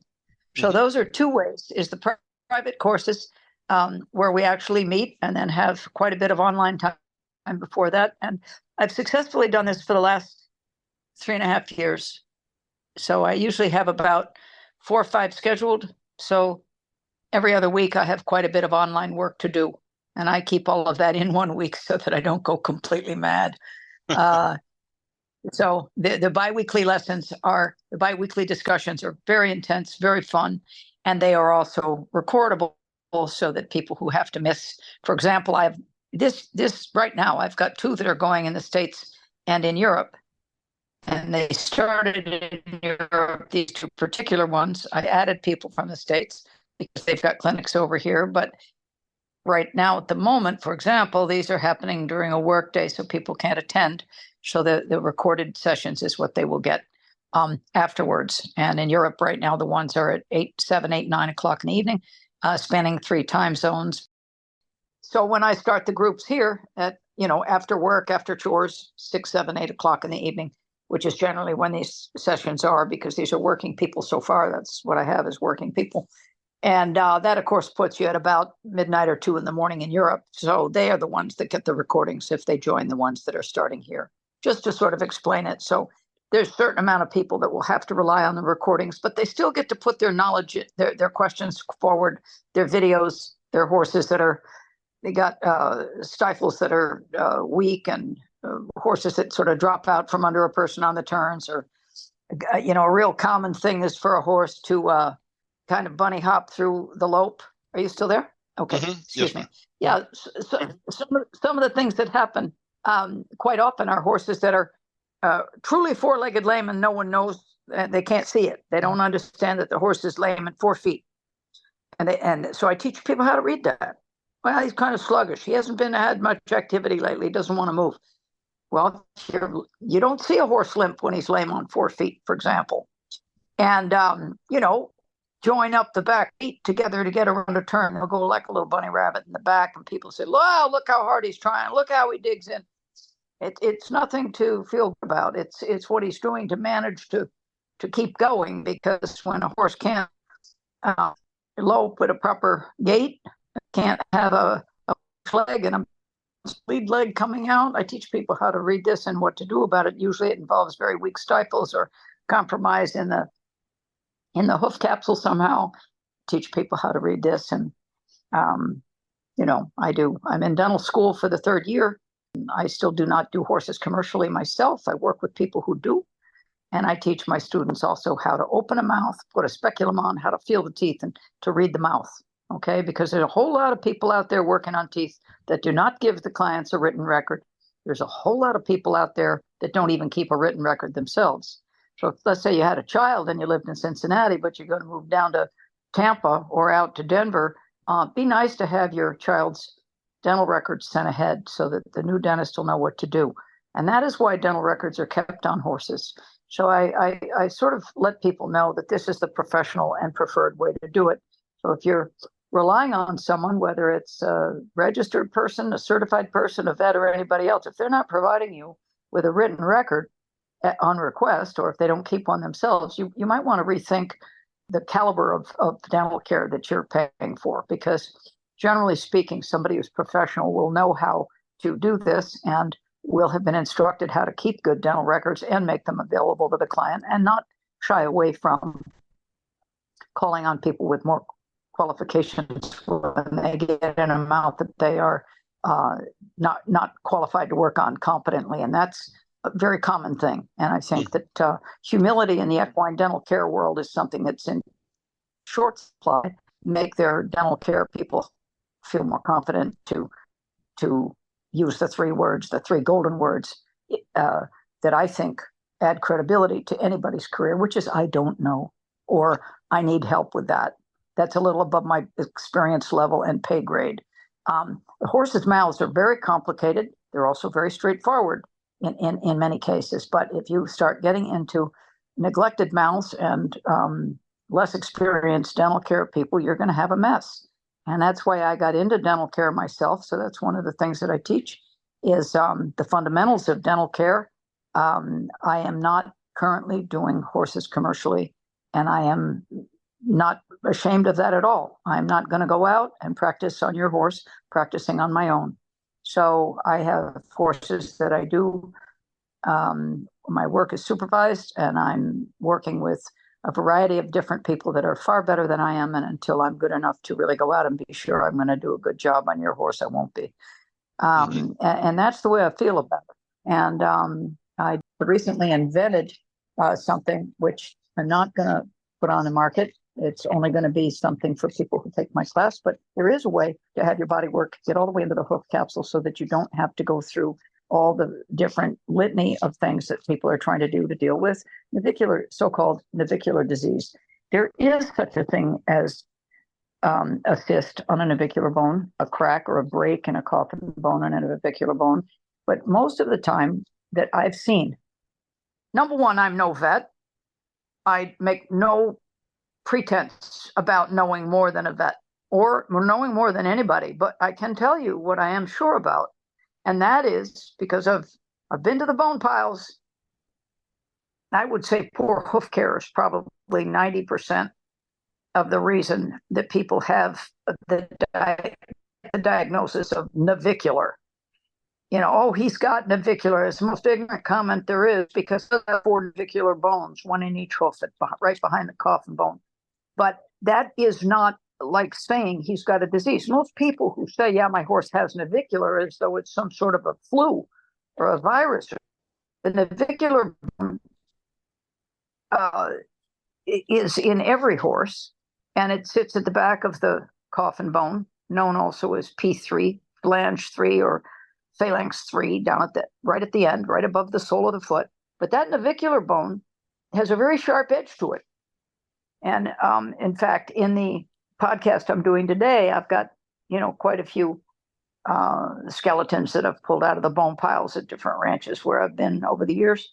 Because if you can't see these things, then it's just words or a piece of paper or somebody's drawing or some photograph that you can't really understand well.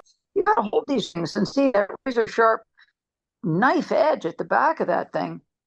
Yes, there's cartilage, and yes, there's fascia, and yes, there's tendon sheaths and all sorts of things to make it glide along. But it's really an amazing, amazing system of extension and retraction and extension and retraction in the horse's foot. And as that deep digital flexor tendon is caused to stretch and stretch and stretch, as a neglected gets deeper the heel in the ground and longer toe, the diagnosis of navicular, as though it's some sort of flu that they picked up at a show somewhere, is ridiculous. The unsoundness starts to set in many cases, and I don't know percentage-wise how many, but the minute you've got that navicular bone and that the inside of that skeletal structure inside that hoof capsule at an angle where that raw edge starts to grind into that tendon sheath, it's no different than taking a piece of baling twine and just rubbing it 30 times on the edge of a brick. You're going to cut through it. So it's the lack of maintenance and the lack of knowledge in this hoof care, in my opinion, that is leading to so many diagnoses that is producing solutions which really don't do that much good. So these are the kinds of things that I'm trying to make people aware of. No, I am not a vet, and I'm not pretending to be a vet. I am developing in my students the empathy and compassion for the few vets we have left in the large animal industry, so that you can start to talk with them, interact with them in a respectful, compassionate way. I'm sorry, but I do know the curriculum at these vet schools all around America anyway, and certainly in some of the foreign countries I go to, and I go to a pile of them. Dental care is not a focus. Mm-hmm. It isn't. So when you are painting the surface, who are working in the dental care and hoof care field, these are usually very passionate people, usually very passionate people and very serious people, but they can only rely on the education they've been fortunate enough to get, or in some cases could have been more fortunate.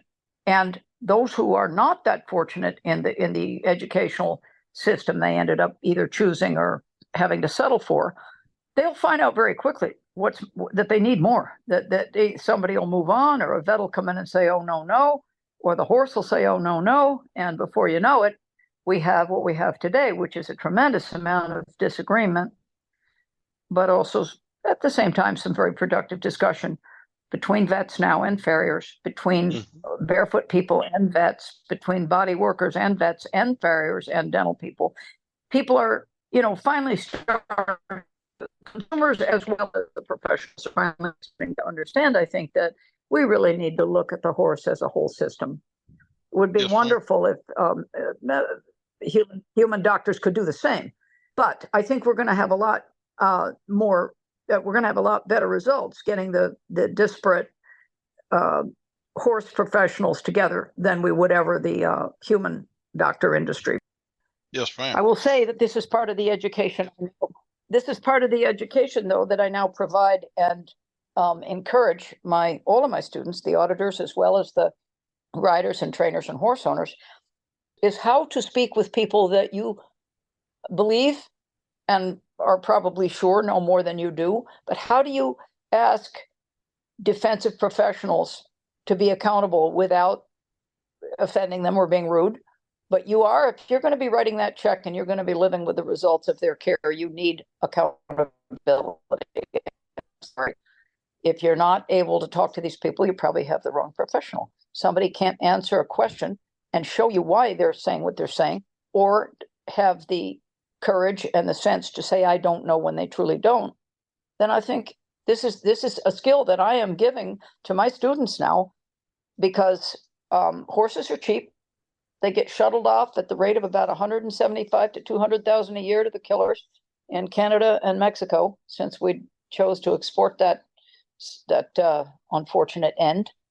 Much longer trailer rides than they used to have. But in any case, that is a fact of life for horse owners in America.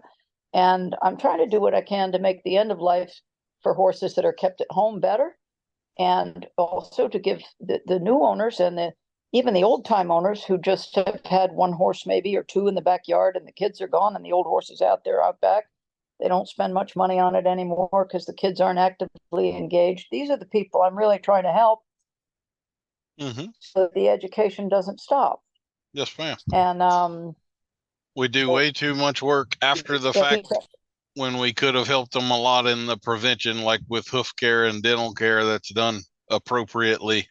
And like you say, with dental care, if they overdo something, that is not a mistake that will heal itself quickly, unfortunately.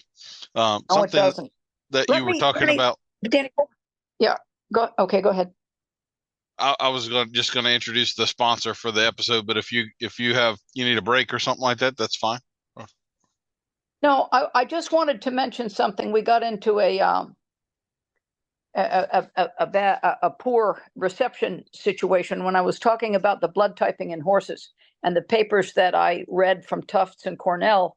And this was back in the early 2000s. And I thought to myself, let me download those. I want to read them in full. I want to study them, and I want to compare these papers later, because there was a call for papers. I don't know by whom. It might have been from Farnham or Merck Labs or whoever it was that, handles a lot of the animal medications.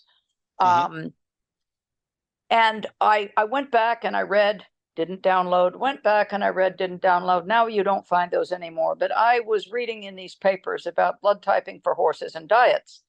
I mentioned that earlier about Dr. Jonathan Diadamo's book, Eat Right for Your Blood Type, which is how I got myself out of the heavy metals and sugar pollution real life that I had 20 years ago, where I really couldn't use my hands.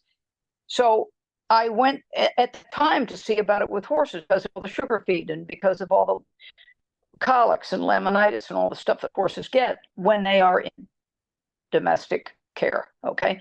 So unfortunately, what I found out later by doing some false after I was unable to find those papers, they were taken off the internet. What I found out is that there are I've seen estimates as high as 32 different blood types in horses around the world, and certainly 16. Can I prove that? No, because I can't find the papers. But what I was told is that these papers were removed and taken down, and there was no further action on that, because quite much the same, it would require the commercial feed companies coming under a lot of scrutiny for the inflammation that the molasses and the corn is putting into these horses, that requires, just like it requires for us, some way of addressing the inflammation. And yes, that's handled in a lot of ways. But I would say, you start getting involved with somebody's bottom line too aggressively, they're going to let you know about it. And so I think what they did was, for all the best reasons and all the right motivation in the beginning, I think that what these universities were doing was to study diet, study feed. I think that they ran into quite a bit of opposition, or they ran into quite a bit of funding withdrawn if they were going to continue to do anything of the status quo as far as feed sales. And I bet you if we did a study nationwide on feed sales, you'll find that molasses and beet pulp and corn and other high intensity, let's just say heat producing, inflammation related dietary supplements, because that's what molasses and corn and beet pulp are. But anytime you're adding something that is not in nature for the horse, he's got to figure out what to do with it in his body. And I found very quickly, and to my great disappointment, that those studies were withdrawn, and I don't know about the blood types in horses. I'm sure that if you dug hard enough, you could find out.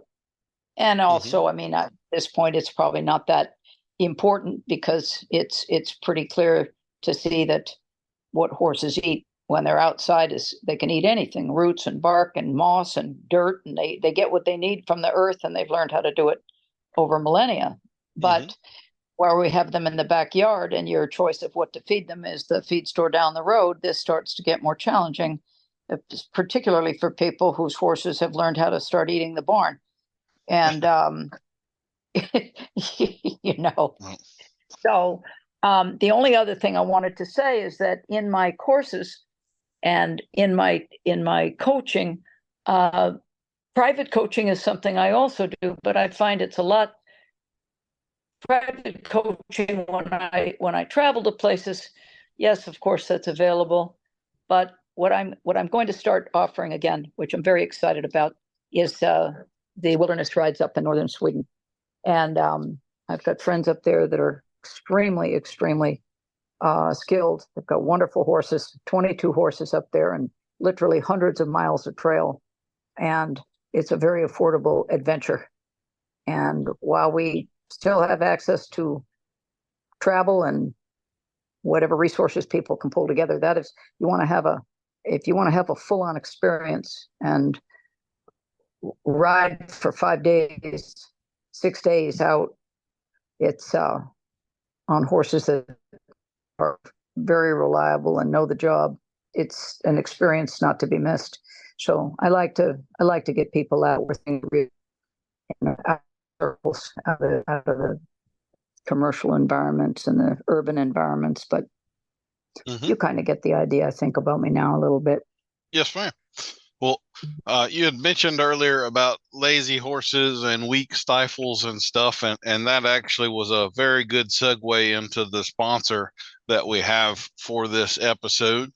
So, Leslie, the episode sponsor for your episode is Speedy Feet. Are you suffering with a lazy horse? Would it be easier just to pedal a bicycle instead of this 1,200-pound gelding all over the national parks? You need Speedy Feet. Is your kiddo maxing out all that their 27-year-old beginner's Play-Gay horse has to offer, but you can't afford to get the $50,000 step-up horse? You also need Speedy Feet. Speedy Feet uses the marvels of modern chemistry to give your horse the oomph that he's missing. Speedy Feet does warn you that your plug will morph into a steed as soon as you begin using Speedy Feet. So you'd better hang on and be ready for the ride of your life. Our founder, Dr. Heisenberg, has been testing Speedy Feet on the bush tracks of Mexico and South America for the last 10 years. And the statistics don't lie. From polo to barrel racing to escaping the untamed tribes of the Amazon, Speedy Feet will give your horse the stamina and drive to walk on water and break you out from bad situations or into the winner's circle. As this is cutting-edge chemistry, we can make no promises as to the drug tests that might be involved in thoroughbred racing, trotters, endurance racing, or barrel horse futurities. But if you're not involved in one of those particular events, it's full send and wide open, baby. Speedy Feet has free shipping on all orders, and the minimum order is a half a kilo. We don't do addresses in town, so be prepared for some airdrop coordinates in the desert by a few drones we liberated from Amazon.com. Speedy Feet is modern. Speedy Feet is a miracle. Speedy Feet is not a myth, but Speedy Feet might be meth. Speedy Feet. No more lazy horses for you. Okay, so we've paid the bills for this episode now. Very new sponsor. Oh my gosh, that's hilarious. I assume you do write the copy for that, don't you? I do, yes, ma'am. Gosh darn. May I ask you? Can I ask you a personal question? Sure, sure. Where'd you get your sense of humor from? It kind of runs throughout every generation in my family has a funny person, and I'm the representative for this particular age. So my mom has a pretty good sense of humor. Figured. Yeah. My dad does also, but his is a lot more select. So anyway. Well, that was very fun, and thank you. Yes, ma'am. It's my pleasure. These little things just come to me from here and there, and I write them down and develop them out. So I have a little question for you about your what they call the hit questions. What do they call the hot questions in the front? The lightning round. Yep. Yes, ma'am. Yes, lightning round. Gosh darn, those are hard hitting questions. But why did I win? I don't understand. What? How do you get this point?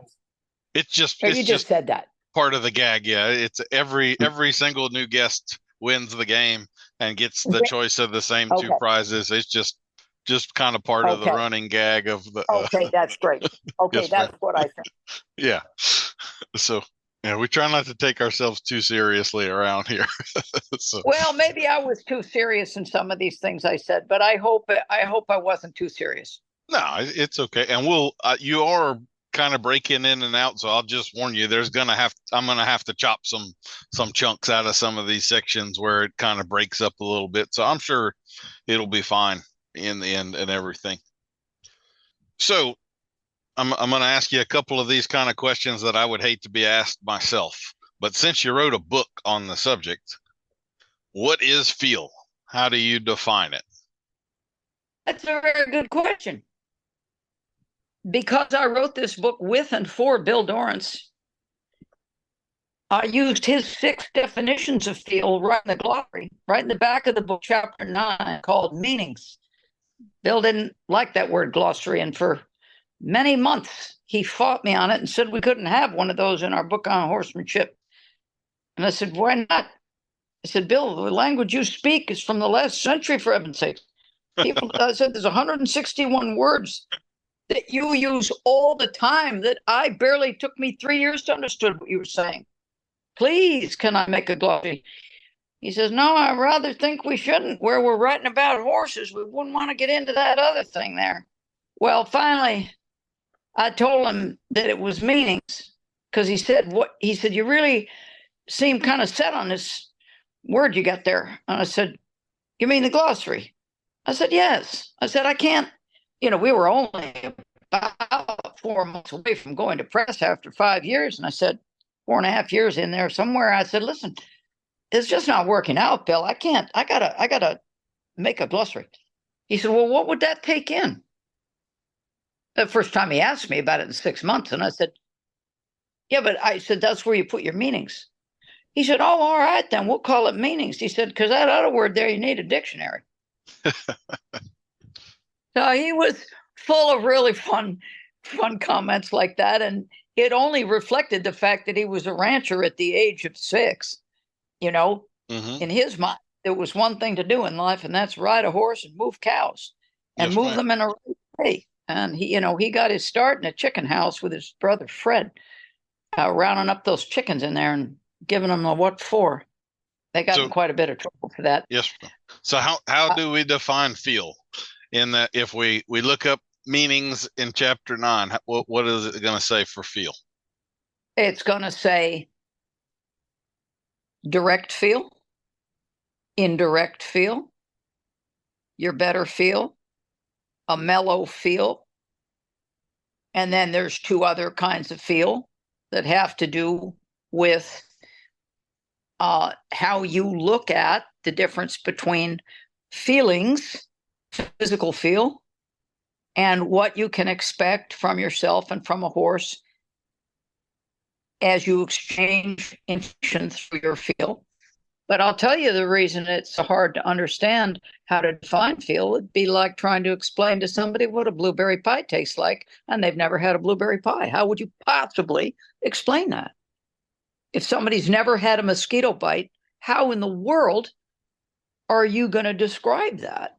So that is why Bill goes to great lengths to describe feel. But what I can say that it's not is feel is not a technique. It is, and I'm going to actually, in this book that I'm working on, The Feel of a Horse, I have another way.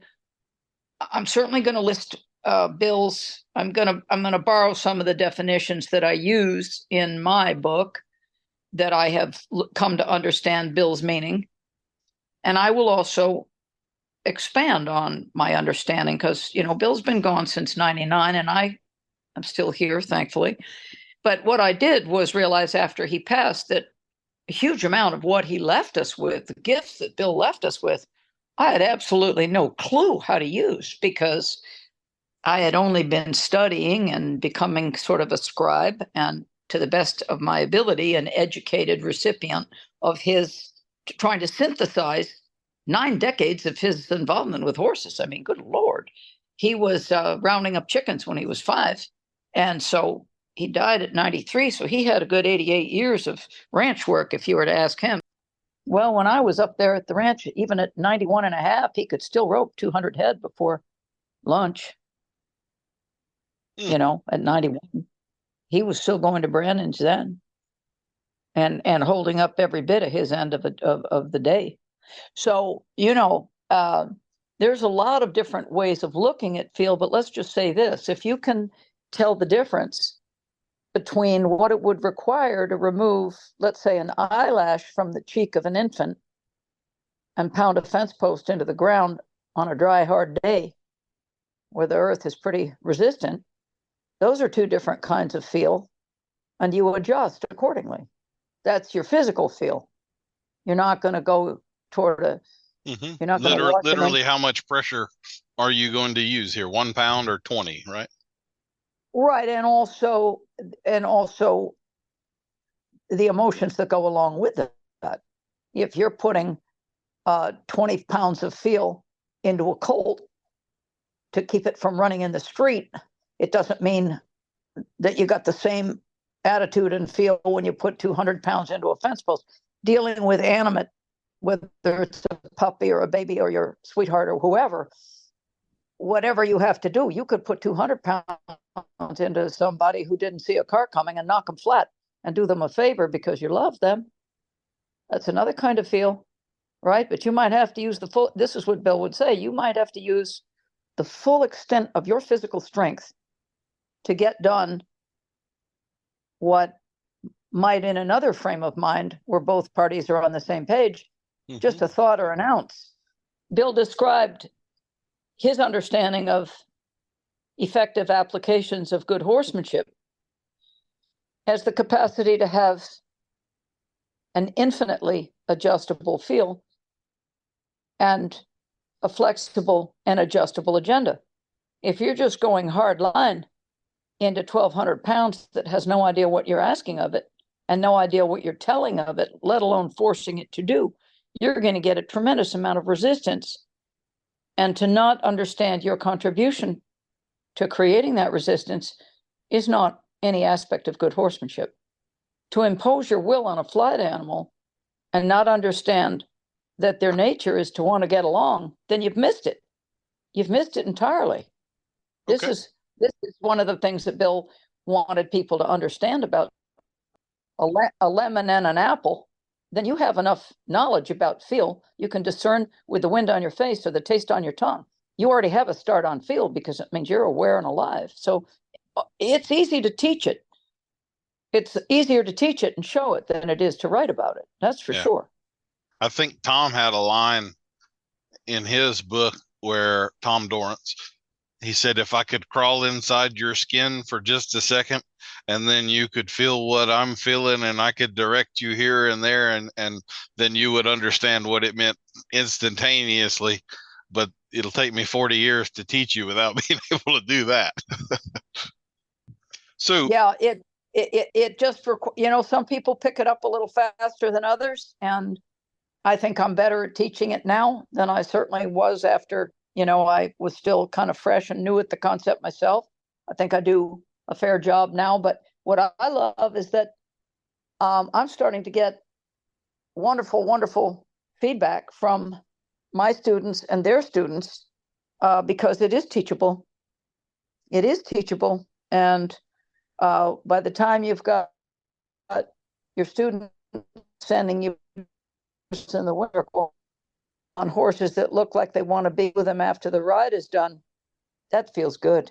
The higher levels of competition where the horse wants to follow you home and he wants to jump right in the trailer and get home and let you fuss with him, and because the relationship doesn't change just because you're in the show ring. These are exciting things for me to tell you about, because I have really enjoyed working with people in all disciplines, and they're really starting to have some absolutely wonderful effect on their students and on their students' careers, and it is deeply rewarding, I have to say. So that brings to mind a couple of different topics, and I think first you had already mentioned about hobbling and all of that kind of stuff, and now you've just brought up the taking away flight from a flight animal in order to develop that connection. One way you could look at that is that hobbling a horse is cruel because we've taken flight away. And another way you could look at it is that we can use this aspect to teach a lesson. So what are you trying to get, or what do you think comes from hobbling a horse, and how can we do that ethically? Quite a few questions there, and I think the best thing for me to do is to pick up a thread and start, and then you can ask me another question if I get off track a little bit. But let me start by what hobbling is not for me, okay? I'll show you. I want to explain how I never use hobbling, because I'll just say I'm a good hobbler. And everybody I've taught it to has also become a very conscientious and good and safe hobbler. And I teach it to everybody that I work with, almost without exception. Doesn't mean that everybody goes out and buys hobbles, but they understand the value. And I have many, many, many reports of people who have told me that they had a horse that was cast and waited. They had a horse that was stuck in a fence, barbed wire fence, and waited. They had a horse that got down in a horse trailer and waited. So my goal is to use this. You only need to hobble them once or twice for them to understand this. You don't have to. It's not like a big, long, drawn-out thing. Sometimes I only leave a hobble on for 6 or 7 seconds with one leg up. Now, not two. I don't start with any 2 legs. In the end, you can hobble 2 back feet, 2 side feet, 2 front feet. You can hobble anything if you want to make the point. You're trying to use this as some grand example. This is not the point. The point is to never, ever use it for discipline. Never use hobbling to teach a horse a lesson and because you're angry, or never use hobbling as a punishment. It makes me sick to think of it. And I know that people do this, and I don't. I find that there are people who will turn to hobbling as a last resort when they don't know what else to do to intimidate or hurt or incapacitate or frighten a horse. And this I view as absolutely unacceptable. The highest and best use of hobbling is to teach a horse to wait and to think. Now, the person who's going to benefit the most will be your farrier, because the horses that are pulling their legs out before the nails are bent over and clenched, the horses that are afraid to have their foot pounded, the horses that basically, I feel very sad for the farriers, because they end up having to become the horse trainers for people who don't prepare the horse properly. So one of the things that a horse that's been taught to hobble won't do is break his leg trying to get out of a stall or under a stall wall or through a panel or cast in a trailer. Or they learn to wait. And they don't learn to wait because they were taught that they were bad or there would be a punishment if they didn't, but because the timing on the release of a 1-foot hobble will show the horse because miraculously they don't blame you for putting it on there. And they'll try to kind of look around and watch, and then they'll suddenly realize that you're standing over there, maybe 6 or 8 or 10 feet away, and they say, hey, wait a minute, I can't put my foot down. You walk over and you say, oh, gosh darn, let me help you with that. So just for Let me help clarity, you so with that. just for clarity, so that we're all kind of on the same page, when you say a 1 foot hobble, you're kind of referring to the leading by the feet. Like if we put a rope on this specific leg and start leading them by the feet, that's your introduction of 1 foot hobbling, or do you mean something else by that? Well, you could do that. I'm speaking specifically of a figure 8 hobble where you put it around the elbow, right up at the forearm around the elbow, and then you just bring the pastern up to the back of the elbow. And I tend not to do this with shod horses because, I mean, I don't teach people how to do this with shod horses, because if you get it wrong and your timing isn't good and you're out there freelancing on your own with this, I mean, there are certainly things that can go wrong with hobbling, which is why I teach it and why I don't sell hobbles. So just for a visual, and I think some people refer to that as Scotch hobbling.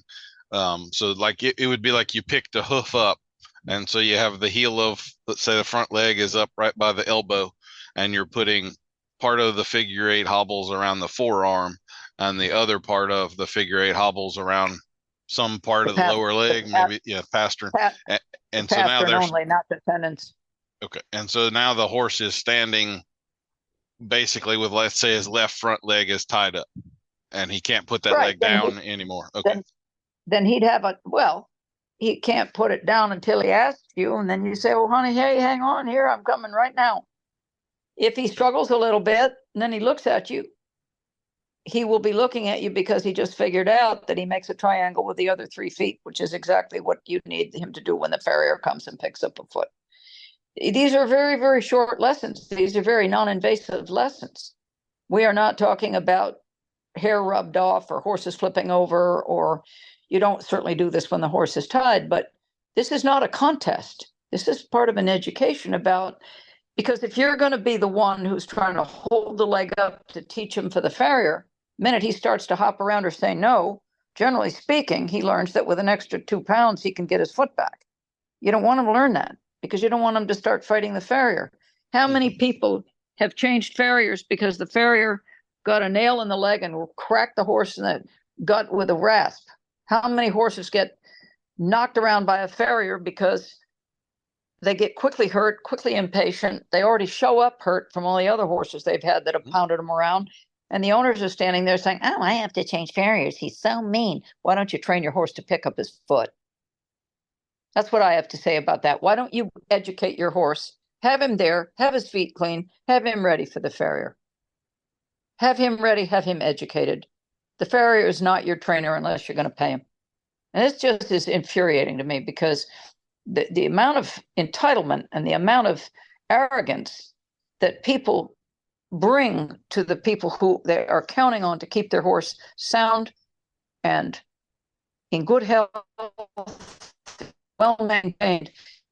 I'm sorry, you just don't throw money at this. You got to throw some common sense in the right direction, and you got to show some self-respect by having your horse show up ready for what needs to be done.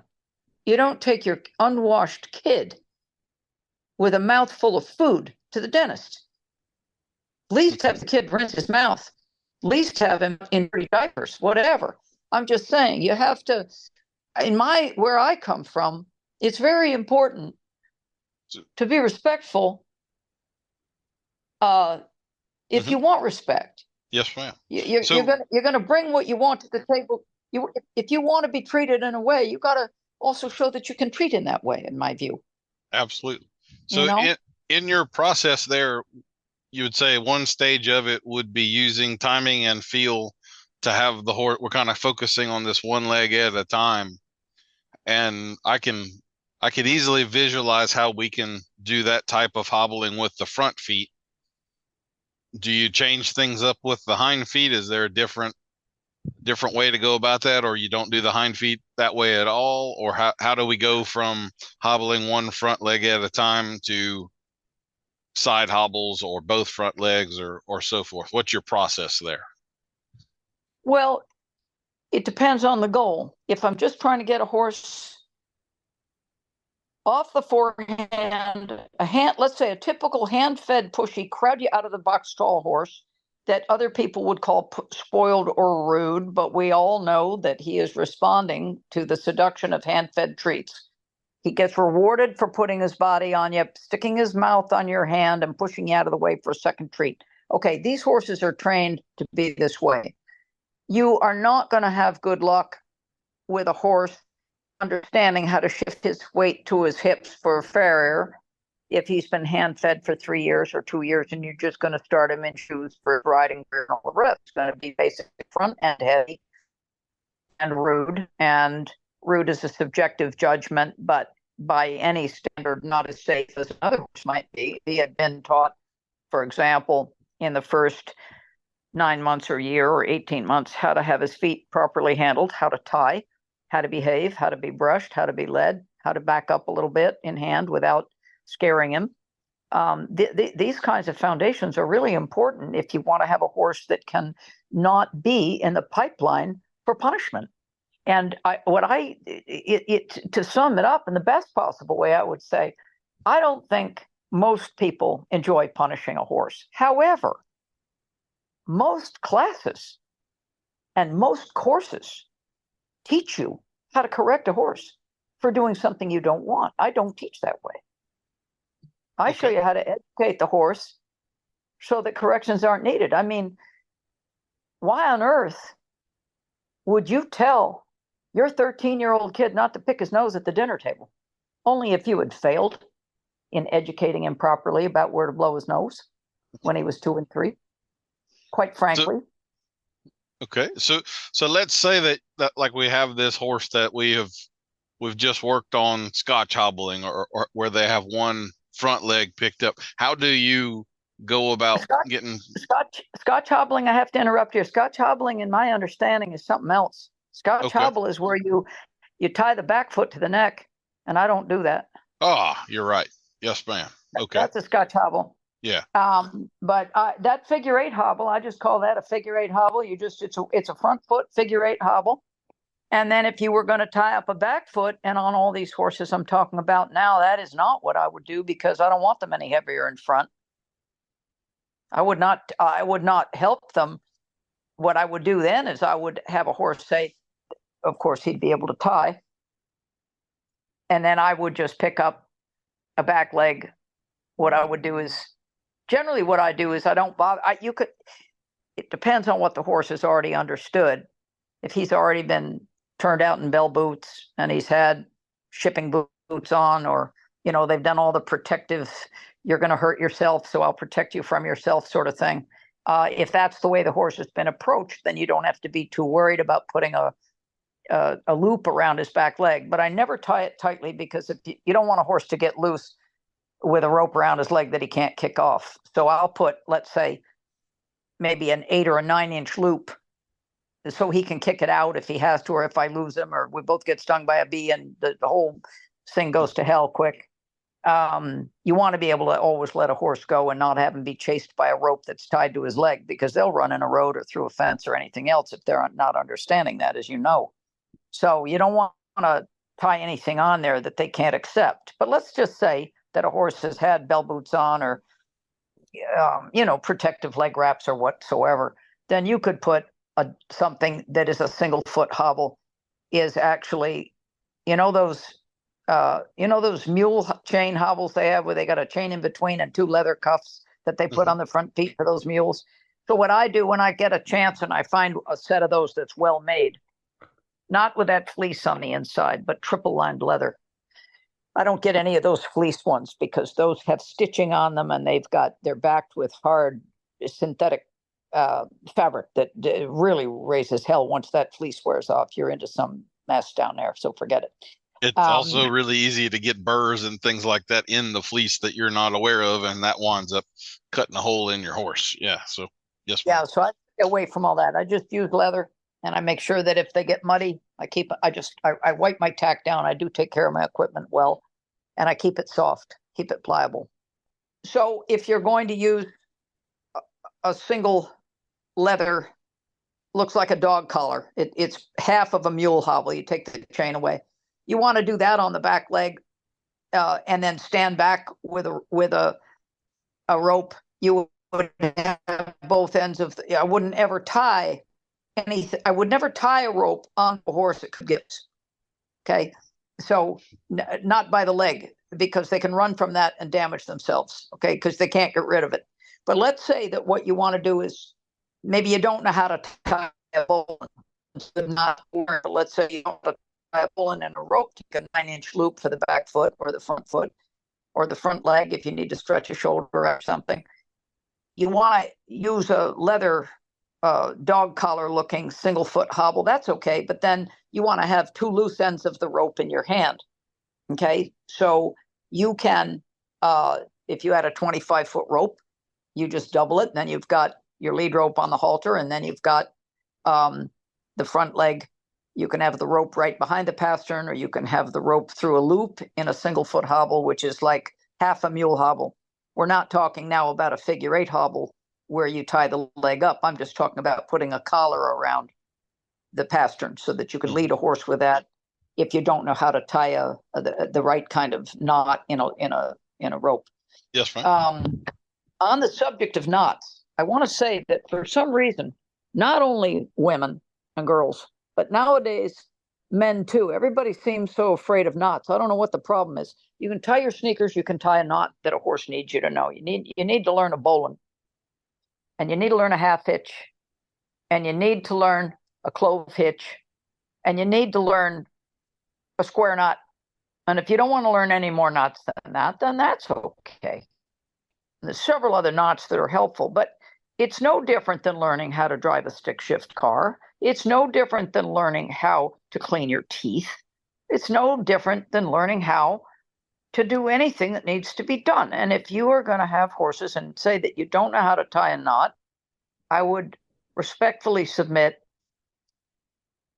you can fill in the blanks after that. But it is basic. Yep. It is basic. That's like saying I've got 3 kids and I haven't learned how to change a diaper yet. What the hell's the matter?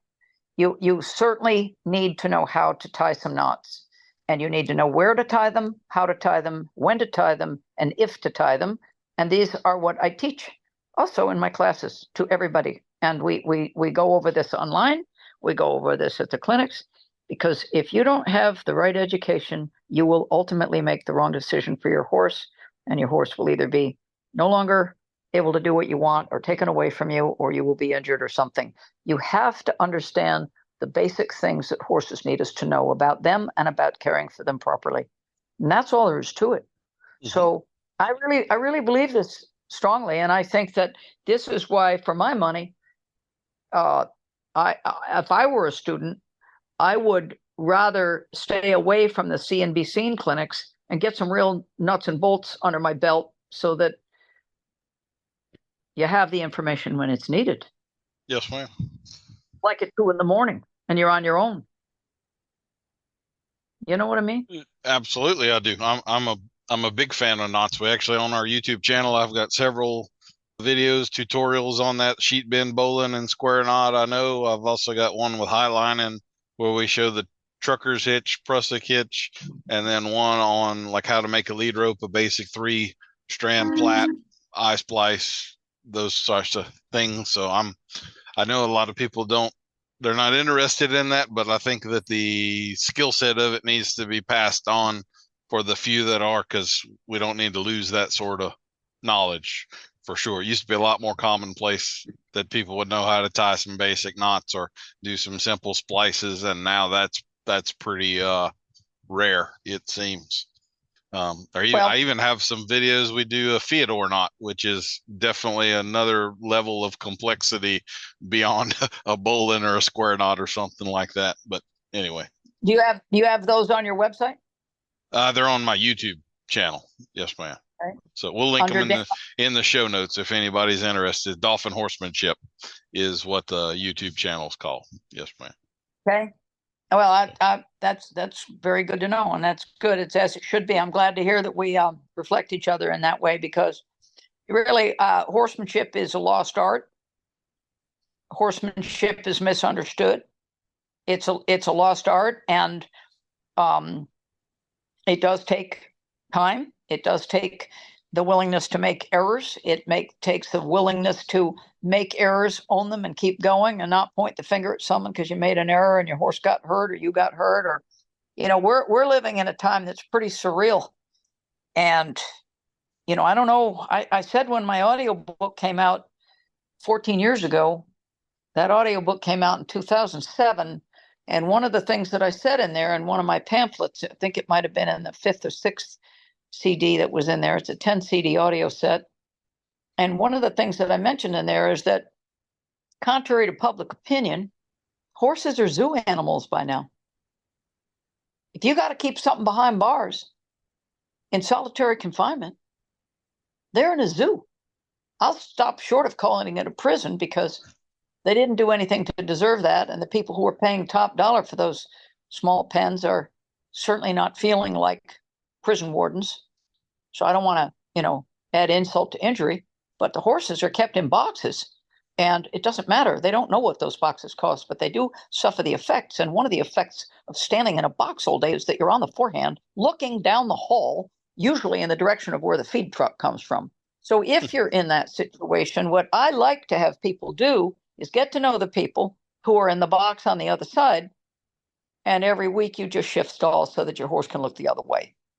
And that way you can start to get a horse that's more balanced, because he will start to use his body the other way to look at the feed truck from the other side of the aisle. And if you have any sense at all, you do not want to ride a horse that can't turn both ways and flex his neck. But these horses that are looking down one side of the aisle for 10 years or 6 years or 8 months, they get stuck that way. And they, form follows function, Danny. And these horses load that left front leg to look left. They load that right front leg to look right. And the least thing they could do is just swap a stall with a horse across the way, so everybody has at least 50% better chance, so that people have at least a 50% better chance of riding a balanced horse without having to pay extra body work and extra massage and all the rest to balance out their animal.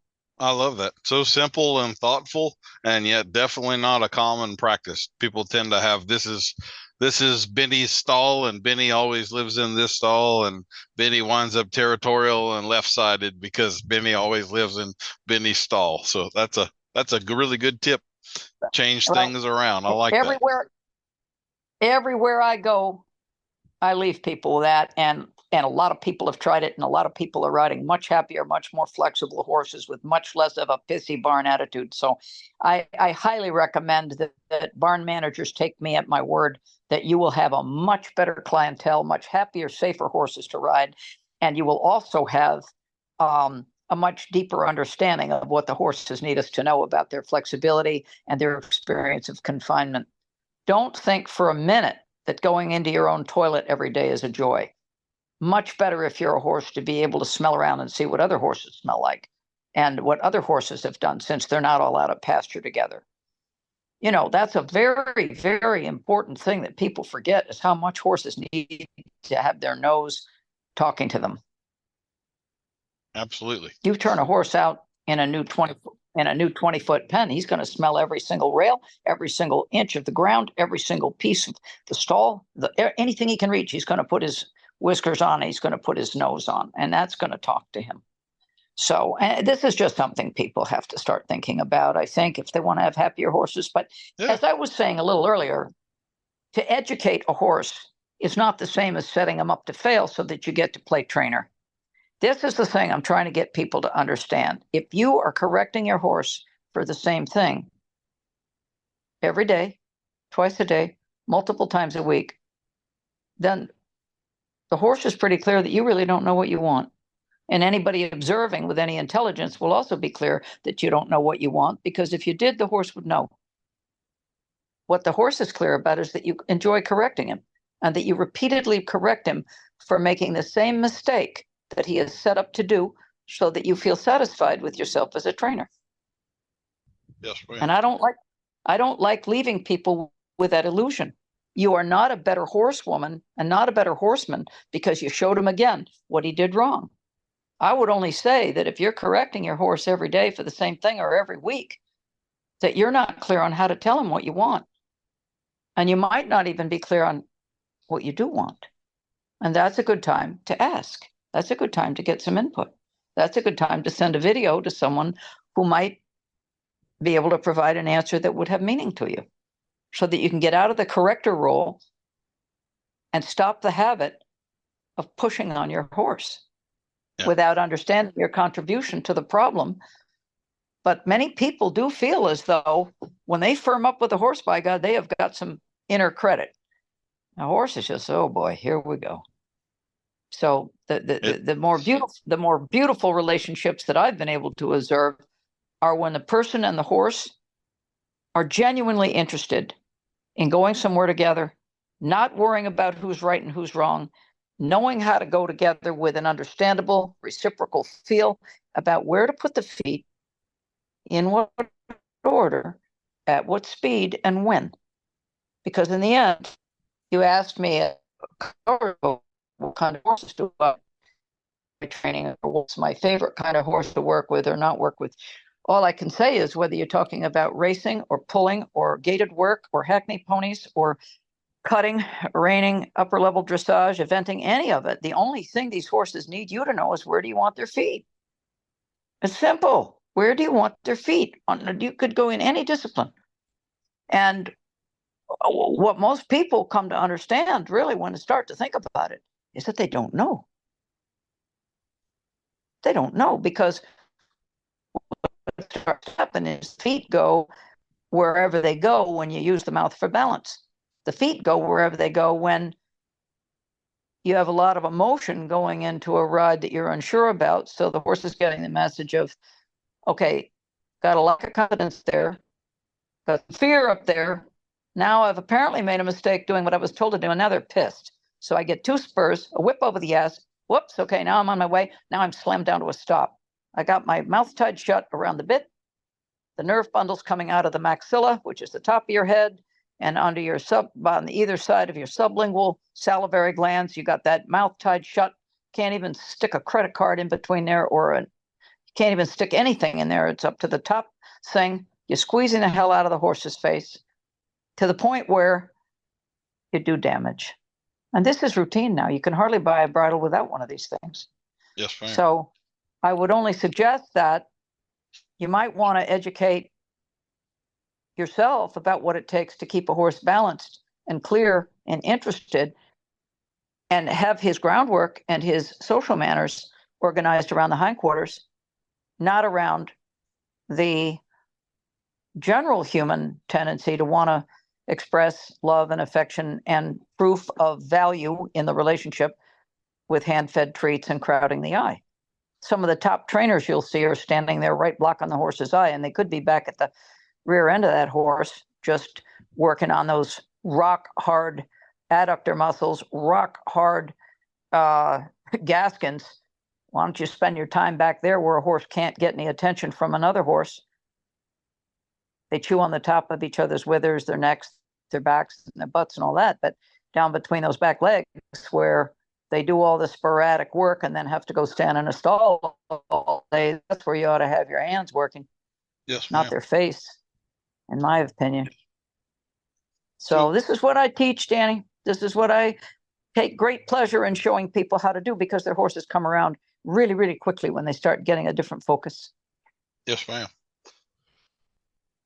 You do talk a lot about it, and in the book with Bill, I find there's a very useful and practical blend between two worlds that don't necessarily work together as often as they should. And what I'm talking about here is kind of the philosophical 30,000 foot view of things, which you do a lot of talking from that perspective. But there's also a mechanics aspect to all of this. Like you're talking about getting to the feet and knowing where we want the foot, how fast, and so forth. And a lot of times people will, I find this more from the customer base, the amateurs, they kind of think of a trainer as either being mechanical or philosophical. Yeah. But they don't. Okay. put the two together very often. Okay, so I'm not asking this question in a good way, but maybe you have an idea what I'm trying to get at. are you asking me in what way do the techniques that I teach reflect the philosophy that I share with Bill? Yeah, it's sort of that bringing together of the philosophical and the mechanical, because they're not at odds. They shouldn't be at odds, but I feel like a lot of people think they are at odds, and they should be working together, I guess, is what I'm trying to get to. Well, let's put it this way. There's another dimension in this, which is your intention.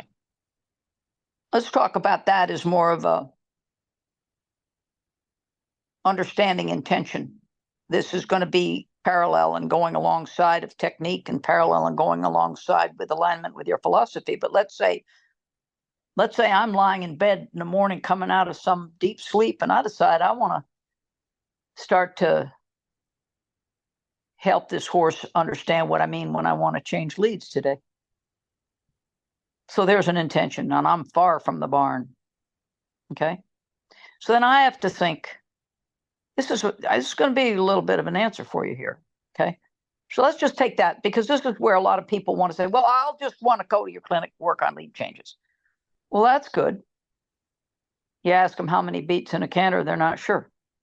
Ask them, how does a horse change leads on his own? They have no idea. That's all in Bill's book. All those patterns and all those explanations are in Bill's book anyway. They are also very, very clearly in my videos, which are on YouTube, videos for kids, which I did almost 25 years ago. I did those in 94, for heaven's sakes. And that also is very clearly laid out in Bill's book and the audiobook as well. But if you don't know how a horse moves at all, you don't know you don't know the pattern of the footfall at the walk, the trot, the lope, you're not going to understand how to help a horse change leads. And quite likely, you're going to interfere technique-wise with how he changes leads. So let me tell you something that Dan Evans taught me. Dan Evans, who disappeared from the scene. I have no idea where he went. He's completely incognito or gone. I don't know. But he was an AQHA judge. He was a reining horse trainer. He got a hold of Bill's book and called me back in the right after it came out, right at about 2000. Okay. And I went down, and he very generously asked me to co-instruct a clinic with him in Texas. This was in 2000, right after Bill's book came out in 99. And he taught me something, taught the class something, and shared something with me that I thought was so simple and so wonderful. Because people, for example, this is just a roundabout answer to your question about how to blend in. And so now I'm introducing the concept of intent. We're going to change leads, but we don't know how a horse moves. So we need to first learn that. What is the natural pattern of a horse's feet in a left lead and a right lead? All right. For those of you who don't know, quick review it. The lope is a 3-beat gait, lope or canter, okay? And just for the benefit of your foreign audiences, what we call a gallop is not what the Europeans call a gallop. Europeans, when they refer to gallop, they mean canter. They mean a gait, okay? So when I'm talking about canter, you Europeans, I'm talking about your gallop. When we gallop a horse over here, or when we or the British refer to gallop, we are literally talking about a 4-beat gait. Okay, 4 beats at a gallop. But for most Europeans, when they use the word gallop, and Scandinavians too, they are talking about 3-beat canter. I just wanted to say that because I assume that you've got people from all over the world who listen to you. Mm-hmm. So yes, at the lope or the canter to the left, we're not going to talk for the moment about how you arrive at that, but it's a 3-beat gait with a balance point in between. Your second beat is a diagonal. That means 1 foot on one side in the front and an opposite hind foot makes what's called a diagonal. What we're going to talk about at this moment, I'll go ahead and say that at the lope to the left, for example. I'll tell you what, if we could... You want me to shorten this up? No, I was just going to say, I want to you talked about the 3-beat and 4-beat and all of that. I just want to say, so for clarity, for someone that might not understand this, the canter should be at the 3-beat gait, just like she's saying, but it can get divided into a 4-beat gait on both ends of the spectrum. So if you get a horse very, very, very collected, oftentimes that diagonal will break up and we'll get that hind foot hitting just before the front foot in a pirouette, for instance. In that maneuver, a horse will be very, very collected, but actually doing a 4-beat canter. The gallop you were talking about, which could have definitions depending on where you are. If you have a horse going wide open, like a racehorse, for instance, on a track, they will also break up the diagonal and have a 4-beat gait, also with the hind foot hitting before the front foot. But we're kind of on polar opposite ends of the spectrum of impulsion or speed. What we're talking about is right. Gate. What we're talking about is the interruption of the balance point. The balance point is your diagonal at the 3-beat lope. And if you want to break that diagonal up to have a horse work in 4 beats, it doesn't matter how fast you're going. What matters is that he understands the instruction. Because speed and posture and direction need to be taught separately. And that is to have a well-educated horse, you teach speed separately than posture. You teach posture, meaning what shape is the horse. You try to teach all that at once, you're going to teach a horse to bolt. You cannot use your rein aids to teach speed, posture, and direction at the same time, or else your only function for speed with the reins will be to try to stop your runaway. And I don't want to get into that right now because that is an advanced discussion for people who understand what I'm talking about right at the moment.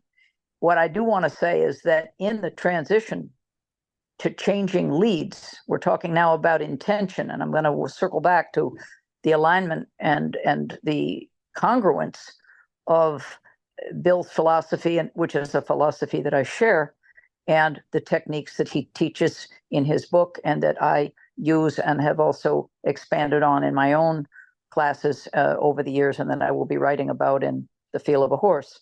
So let me just, for the moment, talk about this situation with changing leads. You're thinking about it remotely. You either wake up thinking about it, you're thinking about it on the way to the barn, you think, how am I going to get this horse to change leads? You go on the internet, you're going to find out that they say, well, you have to get a simultaneous lead change, or a back foot first, or a front foot first, or do you stop and start over? There's all these different things. All of those discussions are not very important if you understand that to get a lead change, you only need a change of the balance point. You want a lead change, you get a diagonal change. It is that simple. You change your balance point because when he's balancing on another diagonal, left or right, that is a lead change. And Dan Evans taught me that, and I feel like I should give the guy credit. It's not that I hadn't been writing those facts. It's not that I had been struggling with lead changes. I never knew how to teach it as well as he teaches it. You simplify it. You understand that at a lope, there is a diagonal. The lope, the canter, there's a diagonal. If you change the diagonal, then you also change the push leg and the lead leg. How do we get from a 2-beat trot to a 3-beat canter? You have to understand that the horse was created with the ability to add 1 extra beat to get a greater reach in each stride forward. And in order to do that, he has to give up 1 diagonal at the trot. Okay, so he's got a 2-beat trot occupying 4 feet.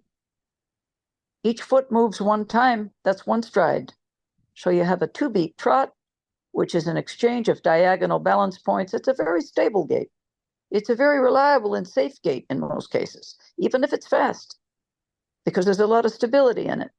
Once you forfeit the horse's reliance on 2 diagonals and you give him 1 balance point, that other diagonal becomes a push leg and a lead leg. So you have a push leg, the remaining diagonal, and a lead leg. And to change directions, you need to change diagonals. So how do you do that? Well, you don't. The horse does. Just look where you want to go and don't restrict him. And 99 out of 10% of the time, he's going to go ahead and swap legs so that he doesn't fall down. 99% of the time, if you're working a colt and he says, I got to go, Les, I say, okay, can I come? I'd rather go with you than have you buck me off. Can I go? Yeah, but don't tell me what to do with my feet. I got to go. So that's where Ray Hunt came in with all of us years ago, taught you how to ride speed without regard to direction, because you cannot load a horse's mouth up with your concerns about speed and direction at the same time if he hasn't been properly educated. The education about lead changes is to let him balance in the turn and ask him to make that turn by releasing the rein on an outside of his neck, not pushing on him, because that'll tip his head the other way. You release that outside rein so that he can lift with the opposite shoulder, and he'll take his own lead change. So that's how I teach it. I start with the intention. I want to change leads. I need to change diagonals. What do I have to do? Well, the easiest way is to have a horse in a big enough space so that the contour of the land will help him understand how to balance when you change direction and speed. Okay, so if you're loping uphill or downhill on a little arc, he's going to change his diagonal so he doesn't trip and fall. And then he's on the right lead. And then you just open your toe on the new lead leg you want. Why would you spur him on the outside? Because what does that do? All that does is run into your old groundwork. If you're trying to be on a horse in his first 10 rides with a heavy outside leg, it shows you that you've missed a couple things, I hate to say. Sorry, folks. You want to come in with a heavy outside leg on a green horse. What's your groundwork foundation for that? Where does he learn to turn away from you when you put impulsion on his left flank and his left hip or his left shoulder? When you're on a lead rope on the same side, he's learned how to look at you while you thump him out of the way. You don't get on a green horse and start hammering with an outside leg unless you feel like getting bucked off or making some trainer friends of yours some good money, because those horses will learn right away to take their head toward your active leg, as instructed in 1 or 2 or 3 years of groundwork ahead of time, right? They're going to come toward the action on the side of their body where you're coming in with that new leg as a new ride. Holy cow, he says, hey, wait a minute. Who taught you about, wait a minute, you didn't meet my trainer. What are you doing? Well, unfortunately, a lot of these poor people who do this are the same people who got an A+ in the groundwork class, but they didn't understand that you don't put an outside leg on a green horse. Yes, It'll ma'am. tighten him right up. It'll tighten him right up and he'll want to take his head right away from you and bring his head and neck around to what you've taught him on the ground. This is what Buck is fantastic. He said years ago, and I worked with him a number of years. He said, this is a thinking people's game. It's a thinking person's game. And I know that he's right. It is a thinking person's game. Why do you get an absolutely lovely execution on the ground? Many horses that are even handled by people that never handled a horse in their life. And their groundwork is fairly reliable, quite nice to look at. They're accurate. They don't interrupt their groundwork with a lot of heavy correction. They finally got it worked out. And then the second ride, they get bucked off. Third ride, they get bucked off. Sixth ride, they've got the horse going off to a trainer. What in the world? What in the world went wrong? Well, don't hammer on the outside of his ribs. Yes, ma'am. That's what I'm getting at here.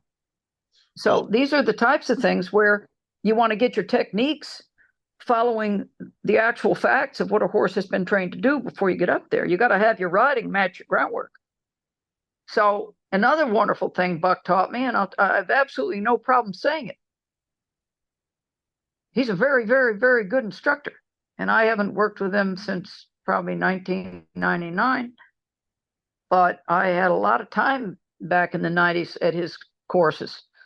Ringside mostly, but plenty of active participation in the horsemanship and the groundwork and a lot of different stuff. So trailer loading, all of it. He's a very, very helpful teacher. And one of the things that he made so abundantly clear that I really, really appreciated is that if you want to release a horse to go, it's not about throwing away the reins. Just take your leg off. If you've been one to kick a horse forward, well, he already knows what's coming. He's ready to go. He doesn't have to brace up and wait for you to gun him in the ribs Just release him and offer him a field run. Let him run. He already knows what happens when a person takes their leg away. He's going to get kicked. So just don't kick. Liven up your body. Don't kick him. And pretty quick here, all you got to do, as Bill would say, is just wiggle your toe in your boot. You got to gallop from a standstill. Yes, ma'am. That Bill was always fun to say that. He said, yeah. And he said, you can get a lead change, just wiggle the toe in your boot. He said, that way a fella doesn't know what you're doing. He'd smile a little bit when he said that. Bill had some pretty tricky horses to start. And then we got them refined up the line to the point where you could wiggle the toe in your boot. He liked that. He said the best place to work on one stride lead changes is on the way home. Yes, ma'am. He said, because there's no shortage of interest in going home, and not going to be, zooming out into the pasture or down the hill with you. They just got a lane to lope home on, and you wiggle your toe in your boot and just let them tip their head a little. Then you get that diagonal change, and you're on your way. I do feel financially obligated to remind everyone that if you're having trouble getting impulsion out of your horse by just taking your leg off, you could try speedy feet. Remember, it's not a myth, but it might be meth. All right. So I guess that will get them moving. I've never been inspired to drug up my horses, but I'll remember that if I get a real dead one. Okay. Yes, ma'am. I'm kind of running out of time here. I'm going to have to take off in a few minutes, but I wanted to ask you one other question here, and that is kind of about the totality of your career. Do you have any regrets, remaining goals, fears, plans to share? What are your thoughts on your legacy here, Leslie? You asked me 7 questions there, so let's review them, and I'll pull one out from the A through F list. Are there any fears, regrets, goals? You said fears, regrets, goals, or what all else? Fears, regrets, remaining goals, or plans to share. Let's say fears first. Do you have any fears about your legacy, that people will misunderstand something, or that you won't get a topic covered that you wanted to get covered? Anything bothering you there? No, not as people understand that I still consider myself a very naive person when it comes to the topics I'm exploring now, which is one thing I do have a passion to share, and this goes into not the fear of not being able to do it, but I would beg everybody's indulgence if you're fed up with the kind of care that you've been able to find for your horse, not only in terms of availability, but affordability. There's no reason in the world that you can't be much more proactive in maintaining your horse's, aligning and maintaining your horse from the knee and hock, stifle, and elbow down. I noticed that most body workers don't go much below the elbow, and they don't go much below the stifle. Most people don't know how to adjust a stifle. Most people don't know how to get the scapula right off that the withers, and I would love to be able to share that with more people who are in the healing arts, in the alternative health modalities. These are things that I do routinely and teach my students. I want to make you, so fear and goal. I won't say fear. That's a little too much, but I have a burning desire to show people how to read a horse correctly and not stick a saddle on a horse and go somewhere if you don't see 2 functional scapulas.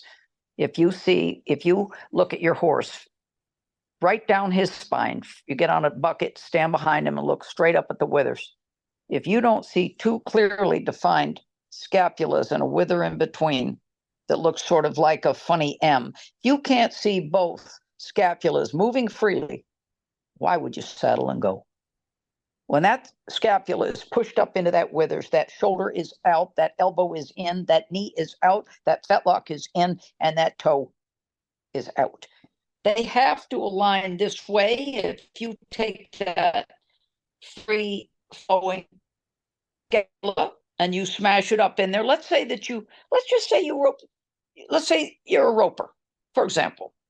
And I'm not picking on the ropers. I'm not picking on anybody. I'm just saying, whether you're a barrel racer, a roper, a jumper, anybody, you've had your horse in a restricted roll cur thing, however you do it. If you can look up your horse's rear end, straight up his spine, and you can see that you've got a look like this on one side.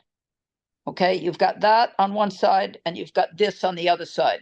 You don't see this little ridge where that scapula is pointing up. You want to make sure that you know how to free that so that you don't start a problem down the road that you start trying to with a new farrier because you haven't learned how to get that scapula freed up. I teach this to every student I have that's got a horse like that. Because you can do it yourself. You want to just make sure that when you have a horse that either has a fixated scapula stuck up into the withers, or you've got a horse whose patella has already had one of the lateral ligaments slip up over the top of the patella or not accepted anymore. You've got I've lost you again, Leslie. I don't know if you can hear me. My goal would be to be common knowledge. You do not need to be a veterinarian or a certified body worker or anybody else to understand when your horse is lame, there is something you can do about it to help him. Massaging your horse is not against the law. Setting a scapula is not against the law. Helping your horse put his leg back in position is not against the law. And so I am very, very dedicated and will include in my book how you do this, because it's quite important for people to understand that they have a lot more potential to improve their horse's well-being, their horse's comfort. As you know more and know better, you can do better. I'm not talking about taking business away from professionals who are exclusively qualified and licensed to do these things, but giving your dog a back rub and helping a horse get his stifle back in the right position is, I would consider that more your obligation and privilege that you have as an educated person to help support your horse in between what other body work or maintenance sessions you might want to schedule. I'm just saying, for your own safety, you need to understand where the horse is vulnerable. And so, not so much a fear that I won't be able to share this knowledge, but it's a goal to have this become common knowledge, just like picking out the horse feet, just the same as wiping down your tack, picking up the feet, or giving them a bath on a hot day. This is regular maintenance and does not need to be the province of people who are, charging $200, $300 a visit. It's ridiculous. You can do it yourself. So that's one goal I have. As far as my legacy, I think a legacy isn't up to somebody. I think that's what other people would decide if I earn a legacy. I think other people, I'm helping Bill with his legacy. I don't think I help myself with my legacy. I think that's what other people do if I've been producing meaningful content and helping them make the changes that were in line with either their values or their needs, things like that. I think that's more what I would look at a legacy as. Is not really my business. Maybe after I die, I have one, Yes, ma'am. I think that's a pretty neat perspective on it. It's not yours to direct, right? That's pretty cool. Yes, ma'am. Okay, now we talk about a bucket list and my fears. Okay. I, for very good reasons, have not a fear, but I've got a great respect for having your lungs fill up with water. Okay, that's called drowning. For having what? Yeah, your lungs fill up with water. Okay. Yes, ma'am. I have a very deep respect for that, based on a few things that went on in my rough and tumble childhood. So I certainly can swim. I certainly love going sailing. I love sailing. I love swimming. I don't like being bitten by fish. I've been bitten by fish. I don't like that. So I have a deep respect and also a love of the water. But so I would love to learn how to dive and look at all the beautiful things that my diving friends have told me about. But I do have a trepidation about that. So we'll see whether that could ever happen. I have the same feeling about flying. I've often wanted to.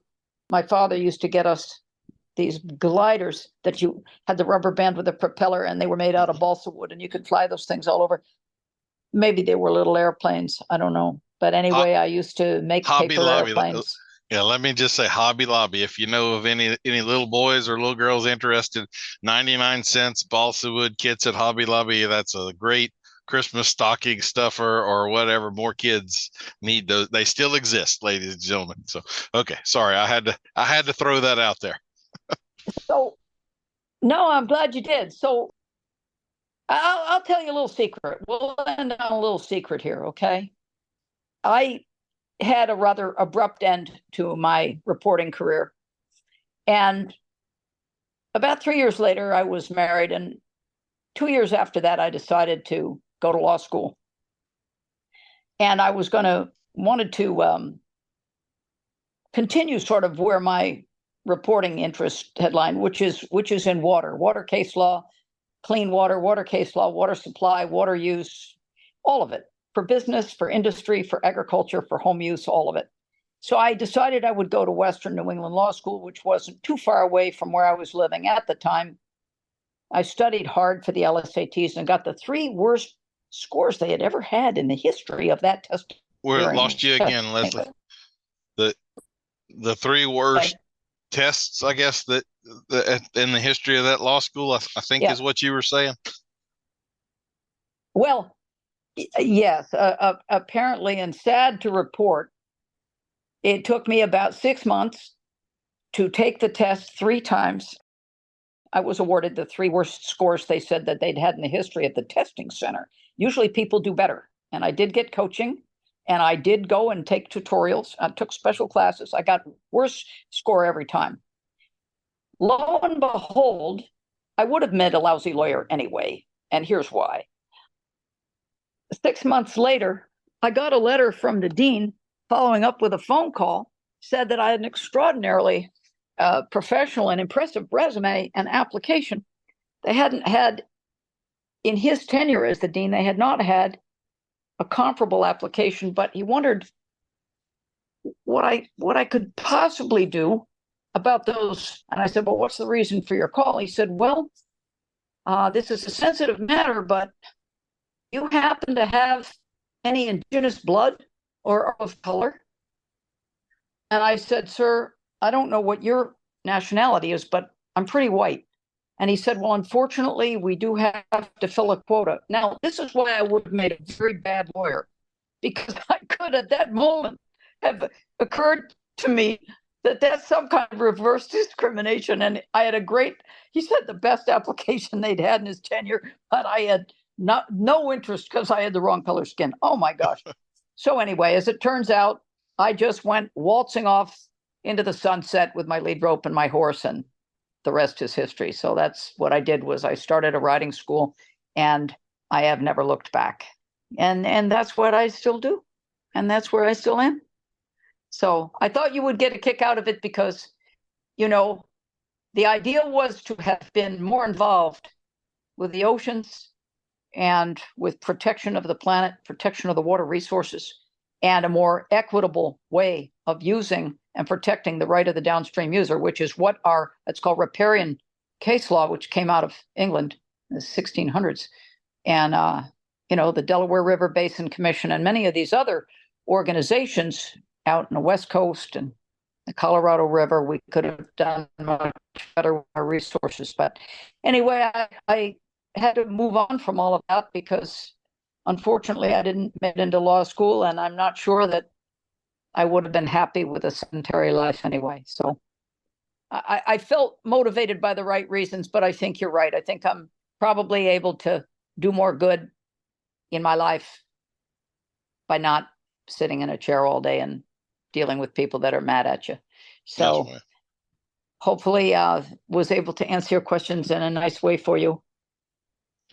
Well, I have enjoyed the conversation tremendously. I really get a kick out of you every time I get to chat with you. It's always, I never know where it's going to go, but it's always a fun time. And I learn something new every time I talk with you. And I appreciate the hell out of that. And thank you for coming on and giving of your time and everything. Like I say, we will in the show notes We'll have links to all of Leslie's stuff, so y'all will be able to find her and see where she's giving her next clinic, or when her book comes out, order it, or join her group and be able to ask questions of her yourself and everything. So thank you, Miss Leslie, for your time this morning. It's been a pleasure. You are entirely welcome. And it's just been a we could stick with it and see this through to a good result.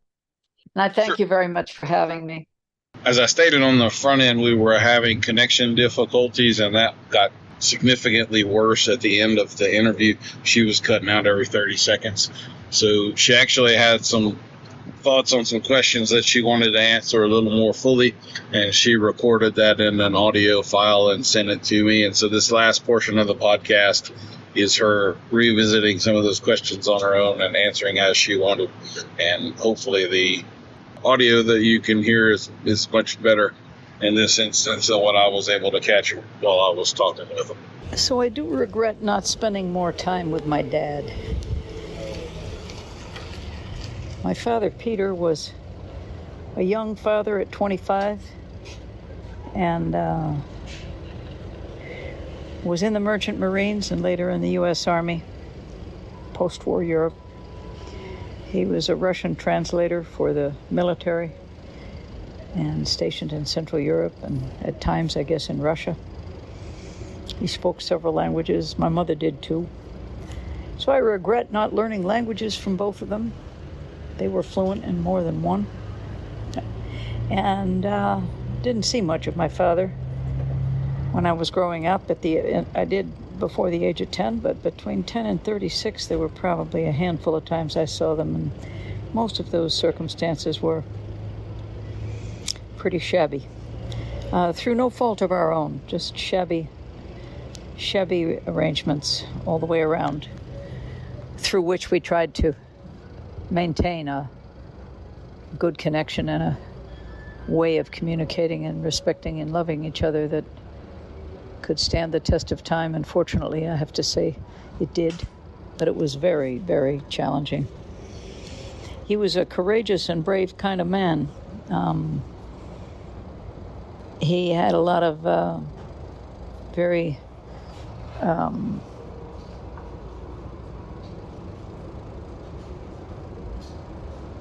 fascinating dynamics about the way he would approach a situation.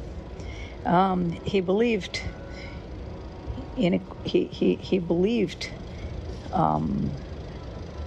many things.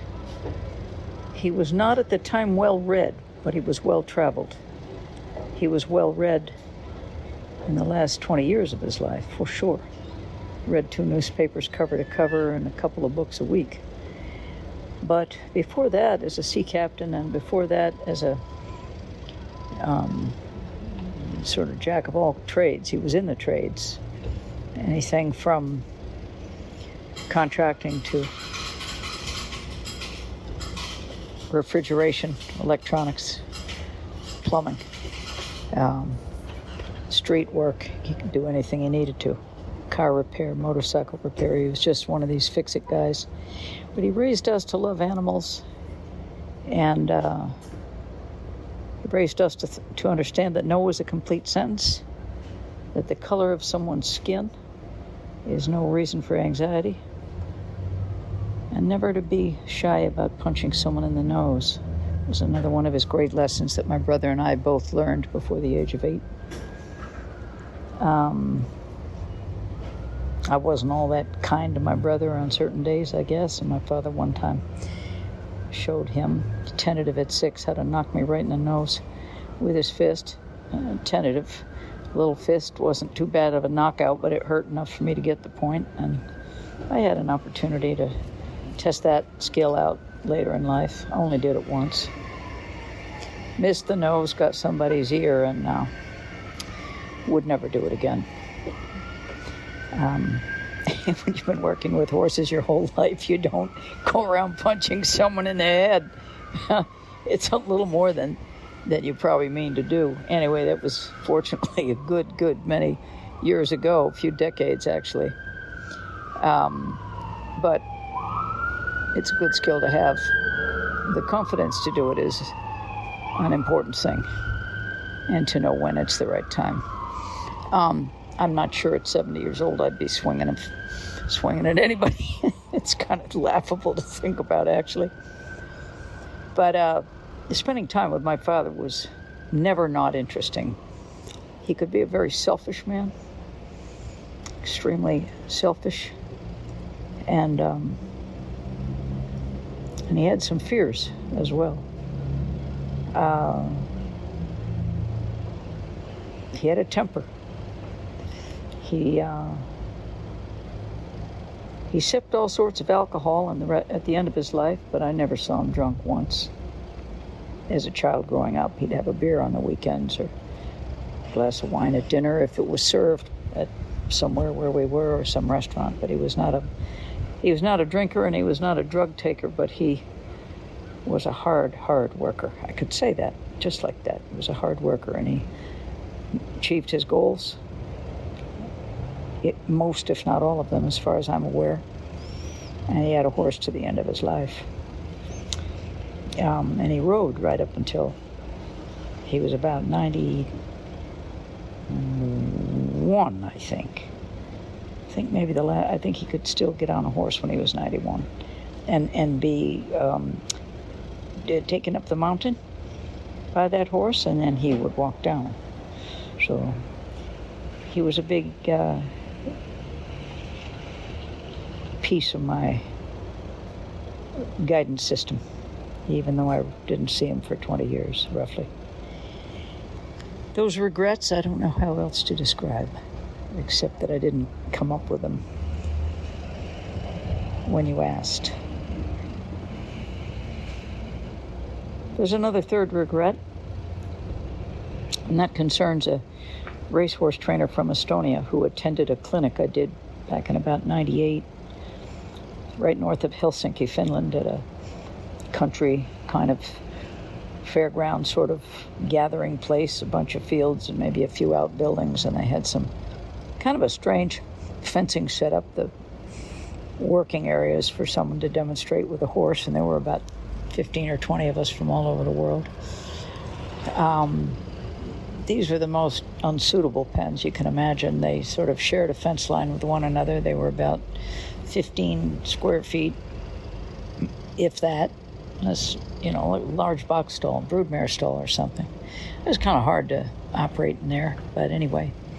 Had a number of people there who spoke English and a variety of other languages, and he finally located someone who was trilingual, could speak his language and Finnish and English. And so I was asked, how do I do what I do? He said he had struggled for several years to dominate and manage and control and get the results he wanted from a stallion that was at the track where he worked. I guess he owned it, from what I could tell. I wanted to know how I could get all these things done without hitting the horse and without getting angry and without using a stud chain and whips and stuff. So I told him I don't use those things because, number one, it hurts. Number two, it confuses a horse. Number three, it sets them up to not want to be around you much, to be frightened of you, because it's terrifying to be whipped and held by a short chain or a short rope and whipped. And also it builds such a seething undercurrent of distrust that you're really not well advised to, put the bottom half of yourself on a top half of a horse. You're really not well advised to put the bottom half of yourself on the top half of a horse that you've treated that way. It's preposterous. Why on earth would you? So I explained to him those things, and it's why I didn't do it. And I encouraged him to maybe consider something else. And he said, well, I don't know really what else to do. I don't really understand what you did. And he said, I just kind of gave up. He said, I've exhausted myself on this horse, punishing him so many times, and he doesn't ever seem to learn the lesson, and he never screams, but I just finally had to give up. Well, that was something to hear. That upset quite a few people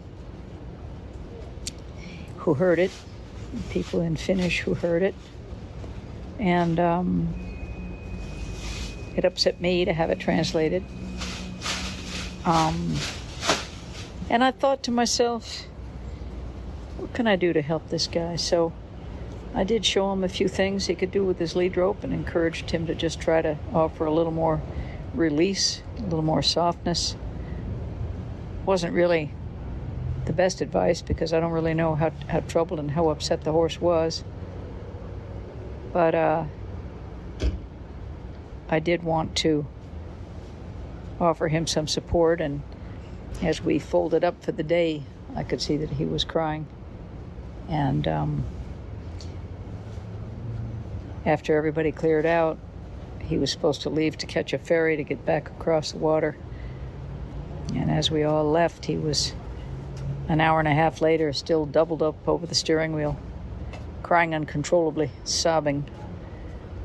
And the regret connected to this is that I never got a phone number or an email so I could follow up with him and send him a book, and teach him some of the things.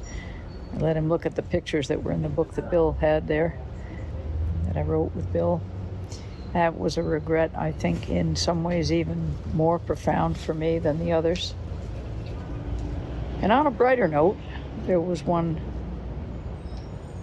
maybe a fourth regret, is that I never got to know better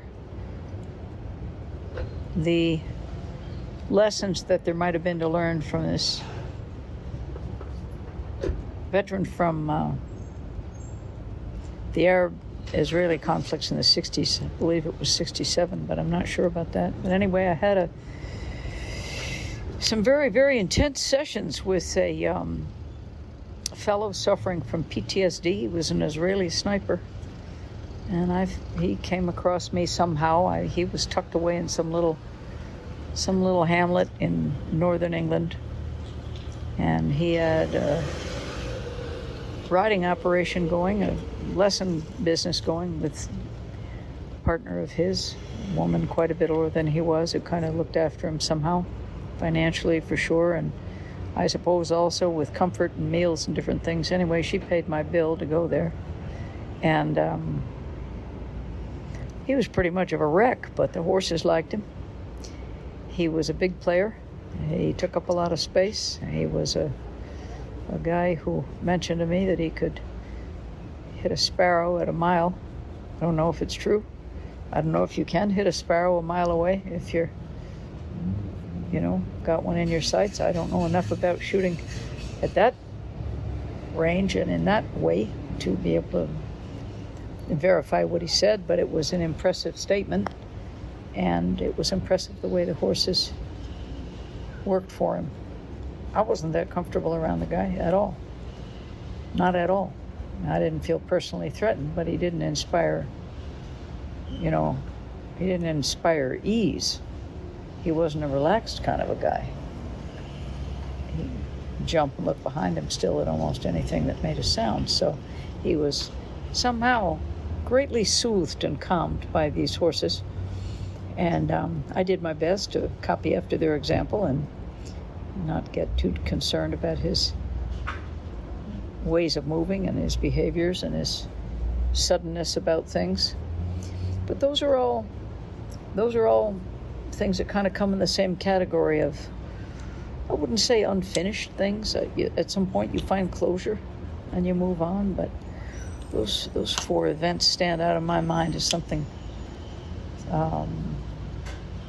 maybe a little bigger than just saying no. I have no regrets. I could have regrets about those things.